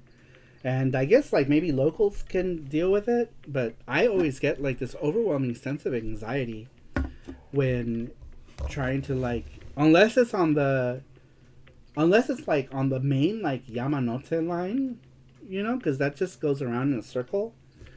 But other than that, I feel it overwhelms me. But even though like in Osaka is weird too though, because like Osaka has like JR and they also have Nankai, which is another train line that you can easily get like lost in some random fucking place. But it's easy to get back on track, I think. Yeah. We got lost actually, didn't we? Remember we were going to, where were we going? Not Akihabara. What is that other one called? Kobe? No, it was Kobe. Yeah. We were. I think it was on the first time we went to Kobe. We got lost. We came back and we were like, how do we get back to Umeda? Yeah, we were trying to get to Umeda and we had no idea. And then Jesse's like, "Fuck it, we're gonna get off here." And thankfully, we got off at Umeda. And I had to ask. I was like, "Hey, I'm trying to get to Umeda," and the guy's like, "Oh, you gotta go over here." So we rushed. Remember? Yeah, because it was the last train too, so we had to hurry. It was pretty crazy, but I would still say Osaka is a lot more easier to navigate than Tokyo, because even Tokyo does have like a bunch of other lines, even though most of the main lines are JR. But do you remember when we went to Asakusa? We had a fucking... We got lost. We got so lost. We got so lost in Asakusa. We tried to like find our way out of the freaking we went train station. I think we went to like an unused part of like the subway. I don't know how the fuck we ended up there, but it was creepy as fuck. All here was like water drops. Yep, we can hear the water, and there was like water like pouring in through like the cracks. I'm like, that can't be good. Yeah, but there's like a river there, because where that subway is, remember there was that whole like river there? So I'm assuming that's where the water came from. Yeah, we're like, why is there no one here? Why is it super dark down here? Yeah, it was super dark, super creepy. We should have gotten video of that. Yeah. But we were scared. We were just scared. You had no idea what the fuck was going on. Yeah, we went into some like weird like part of the subway in Asakusa, and it wasn't a JR line. It was some other line. It was like pink branding. I don't remember what the line is, but it wasn't JR. Name your top 5 video game stores on the East Coast. That's hard because I've never been to the East Coast. The farthest east I've been is Japan, but in America, I haven't been to the East Coast yet. Even though I have a brother that lives in Florida, who keeps inviting me to go visit. I never do, because I hear horror stories. That could be media too, though. You know, people. There's always like media always paints such a crazy picture about stuff. So maybe Florida's fine, but I don't know. I'm more scared of going to Florida than going to like a bad part of Mexico. You know what I mean? Because even going to a bad part of Mexico, normal people are not allowed to have guns. Everyone here is allowed to have guns. Mexico, the only people who have guns are people who are, you know, in gangs or cartel or stuff like that. But for the most part, it's pretty safe in most places. I think the probability of something happening to me in Florida would be higher than in Mexico. But it's like anywhere you go, there's going to be bad places, right? So I'm assuming, you know, Florida, if you stick to like touristy parts, you'll be fine. Florida's nice, but don't go in July or August. Is it humid? I don't like humidity like at all. I'm very anti-humidity. Oh, I'm hungry. We should go eat. Yeah. I hope to travel in Japan only to buy the RGB cable in that hard off stores. A lot of my games came from hard off, actually. My first, where did that go? This was my first hard off purchase in Japan in 2014. We were talking about this earlier. This was my first purchase in Japan in a hard off not too far from Akihabara. Oh, you know not hard off, book off. You know the book off that we went to that had those gachapon things? Oh yeah. That's where this came from. Oh, that's cool. From that one there. We ended up going, me and Jessica ended up going to that one, but in 2014 I made my first trip to Japan. My very first trip. And that was my first buy, was this game. And it was 400 yen for this in the junk bin. Listen, I'm going to Florida next month because my brother's getting married. Awesome. Married. Yeah, I guess one of these days I can make my way to Florida. We'll have to talk to Jay about it. But, like, I don't know. We're such, like... We don't like to do, like, outdoorsy stuff, you know? We don't like beach and things like that. We like to be, like... We're very much city-dwelling type of soft bodies. If I had to describe us in any way. You know, we're very prone to wanting to be, like, inside the city, so... Which is why we're going to Mexico City and not like Puerto Vallarta or whatever, or Cancun or something like that. Because I just don't care for that. I just don't. If I'm there with like a group or a friend or something, or I'm meeting someone, that's different. But for the most part, I'm not. Gotta go buy stuff to make dinner and stuff. Have a good one, guys. Inubase, thanks for stopping in. Have a good one. Nos vemos, raza. Nos vemos. Thanks for stopping in. I appreciate it. I had fun. We're probably gonna go too. We're hungry. Yeah, we're hungry. We're gonna go eat. We get drinks. We're gonna go eat. Oh, should we go to Winco? Yeah, we should go to Winco. We'll go to Winco. Maybe get some sandwiches. Sandwiches. You never did it. Too many games. We were supposed to do too many games, and then the pandemic happened. We were gonna show off our game at Too Many Games 2020. Yeah, Matthew says, how about traveling to Okinawa if you had the beans? Oh, we want to do Okinawa. We want to do Okinawa. We just have to stay there longer. But it's hard to do because I feel like we run out of money. That's the problem. It's like, you know, we don't go there with a lot of money to begin with. You know, because very, very, very, especially now, very fixed income, right? There's a cool retro game store called 8-Bit Hall of Fame near Fort Myers, says Neil. That'd be cool to go just to look at retro games. Yeah. Game stores. One thing, I would like to go to Cyber Sage if we go to Florida. Oh, yeah. If we go to Florida, Cyber Sage Video Games is where I want to go. I did some artwork for them, actually. I did some chibi artwork for them that they have inside the store, which is cool. There are a number of game stores, actually, around in very few places that you can see my artwork in. Retro City Games here in Las Vegas. Cyber Sage Games. Retro Game Camp if they still have the Yuki display up in Tokyo, and Game Tantedan in Osaka. Those are the 4 game stores where you can see my artwork in some form. I would like to do more stuff like that. I love doing art that people display on stuff. Love that. But yeah, I would like to definitely go to that Cyberstage store in Florida. I think that would be a good one to go to. It would be fun. Oh, we got a donation. Thank you, Mackenzie. He says, phone acted up so I couldn't chat. Had a lot of fun tonight listening to you guys. Just wish I was able to talk. Lol, says Mackenzie. Hey, thank you, Mackenzie. I appreciate it. Thanks for stopping in, buddy. I know you were hard at work today. I really appreciate that.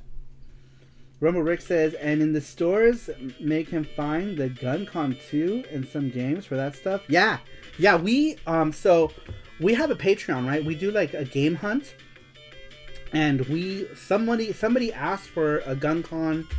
And basically the way it works is like we shop for like our Patreon people. Like when we go places, like we'll do like game conventions and whatever, right? And we just throw it in their box as part of their like Patreon thing.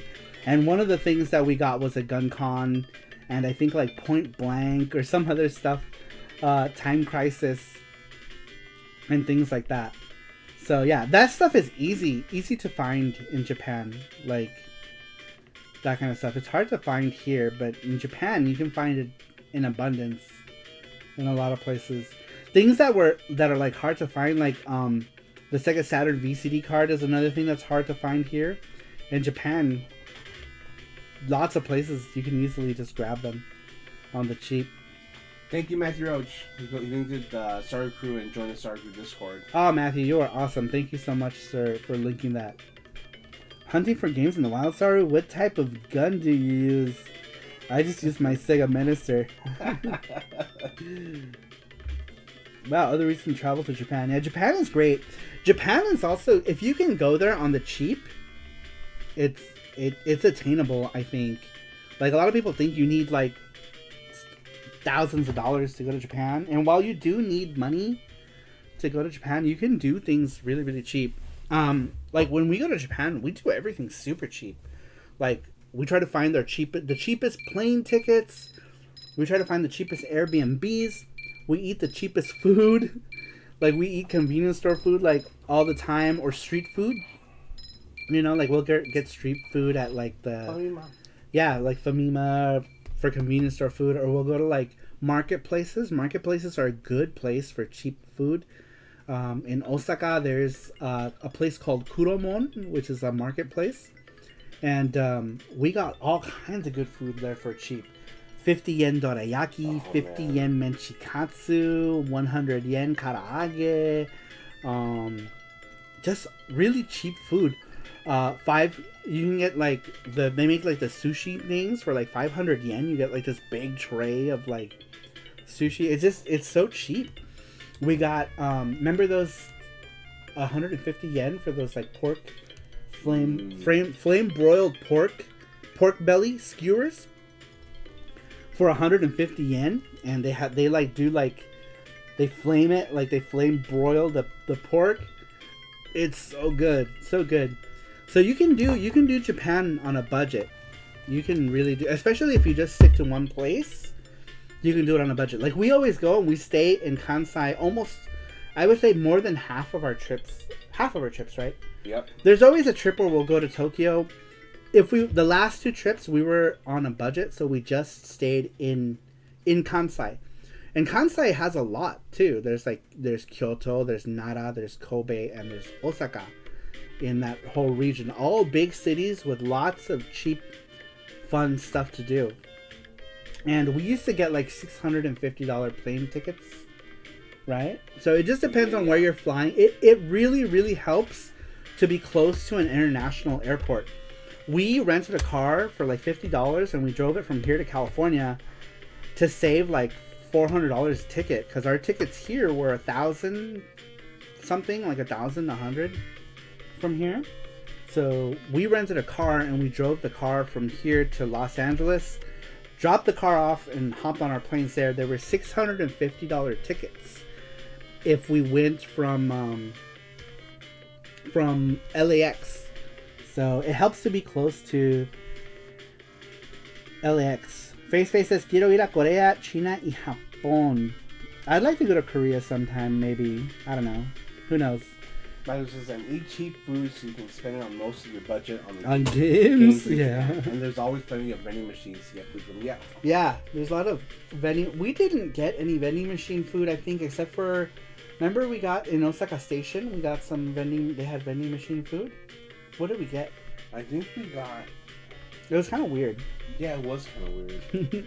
I forgot. It was kind of weird and priced like the same as you can get it at like a stall. Because if you go to like in Osaka, there's a place that sells like 100 yen takoyakis for what is it, like 4 pieces or something, right? Yeah. So it's like 25 yen a ball in Shinsekai in Osaka. And Shinsekai is like caught in the past. You go to Shinsekai and it looks like the 80s and 90s never left that area. And there's a takoyaki stall there for 100 yen. You can get four balls for 100 yen. Hey Saru, what was it like when the TG16 was discontinued in the early 90s? It's a shame, as in 1992, the 16-bit war between Nintendo and Sega must have just went underway. Yeah, it was like, when I bought into all of it, I kind of already knew that it was on its way out. So I started focusing on like the Japanese library, because I knew the Japanese library was going to be around for a while. But it was sad to like see like the games being discounted in 1993 at Toys R Us for super cheap, you know. And it was also sadder that I wish I had more money back then to buy that stuff during that time. There are also pizza vending machines in Japan, which seems to be the cheapest way of buying pizza in Japan. Yeah, unfortunately, none of them are nearby anywhere we ever go. I would love to try it, but there aren't any that I saw in like the Kansai region. Why are you using that on your arm? I don't know. But yeah, there for some reason there's not. There we didn't see any. I would have loved to do, and it looks good too. Like it looks good, but none of them really around where we were in Japan. Otherwise, we would have 100% done it, because Japan's pizza prices are ridiculous. Ridiculous. Like if you do a pizza chain, you could always go places that serve pizza and get it for cheap, right? Like there's bars and stuff that'll do pizza, and it's pretty cheap.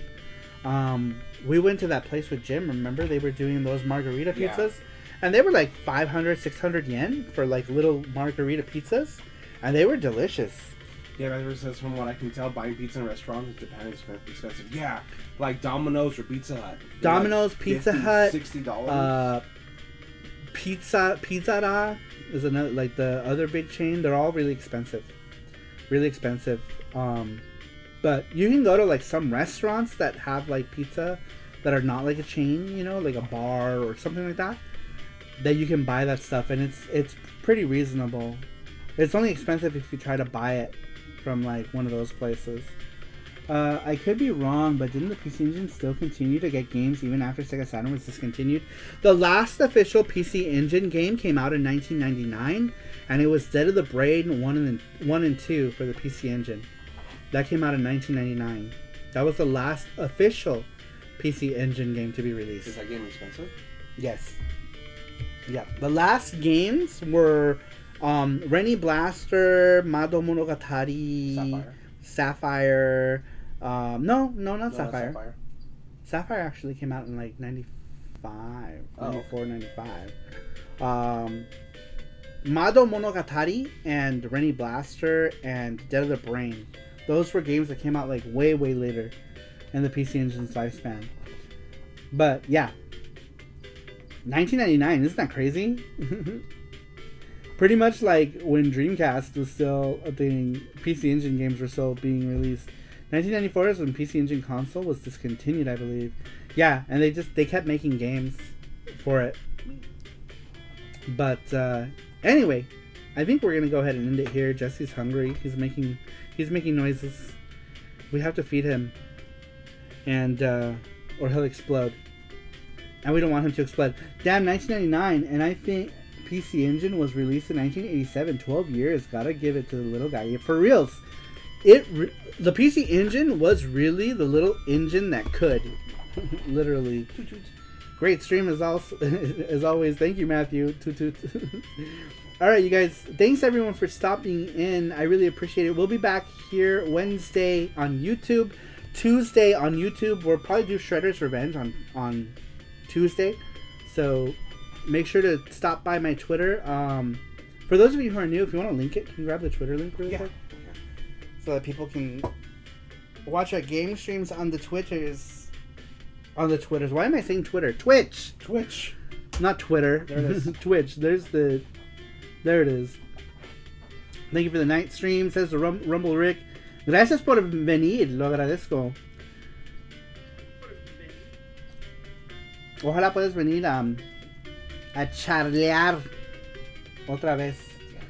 A charlear? Isn't charlear? I have no idea. Charlear.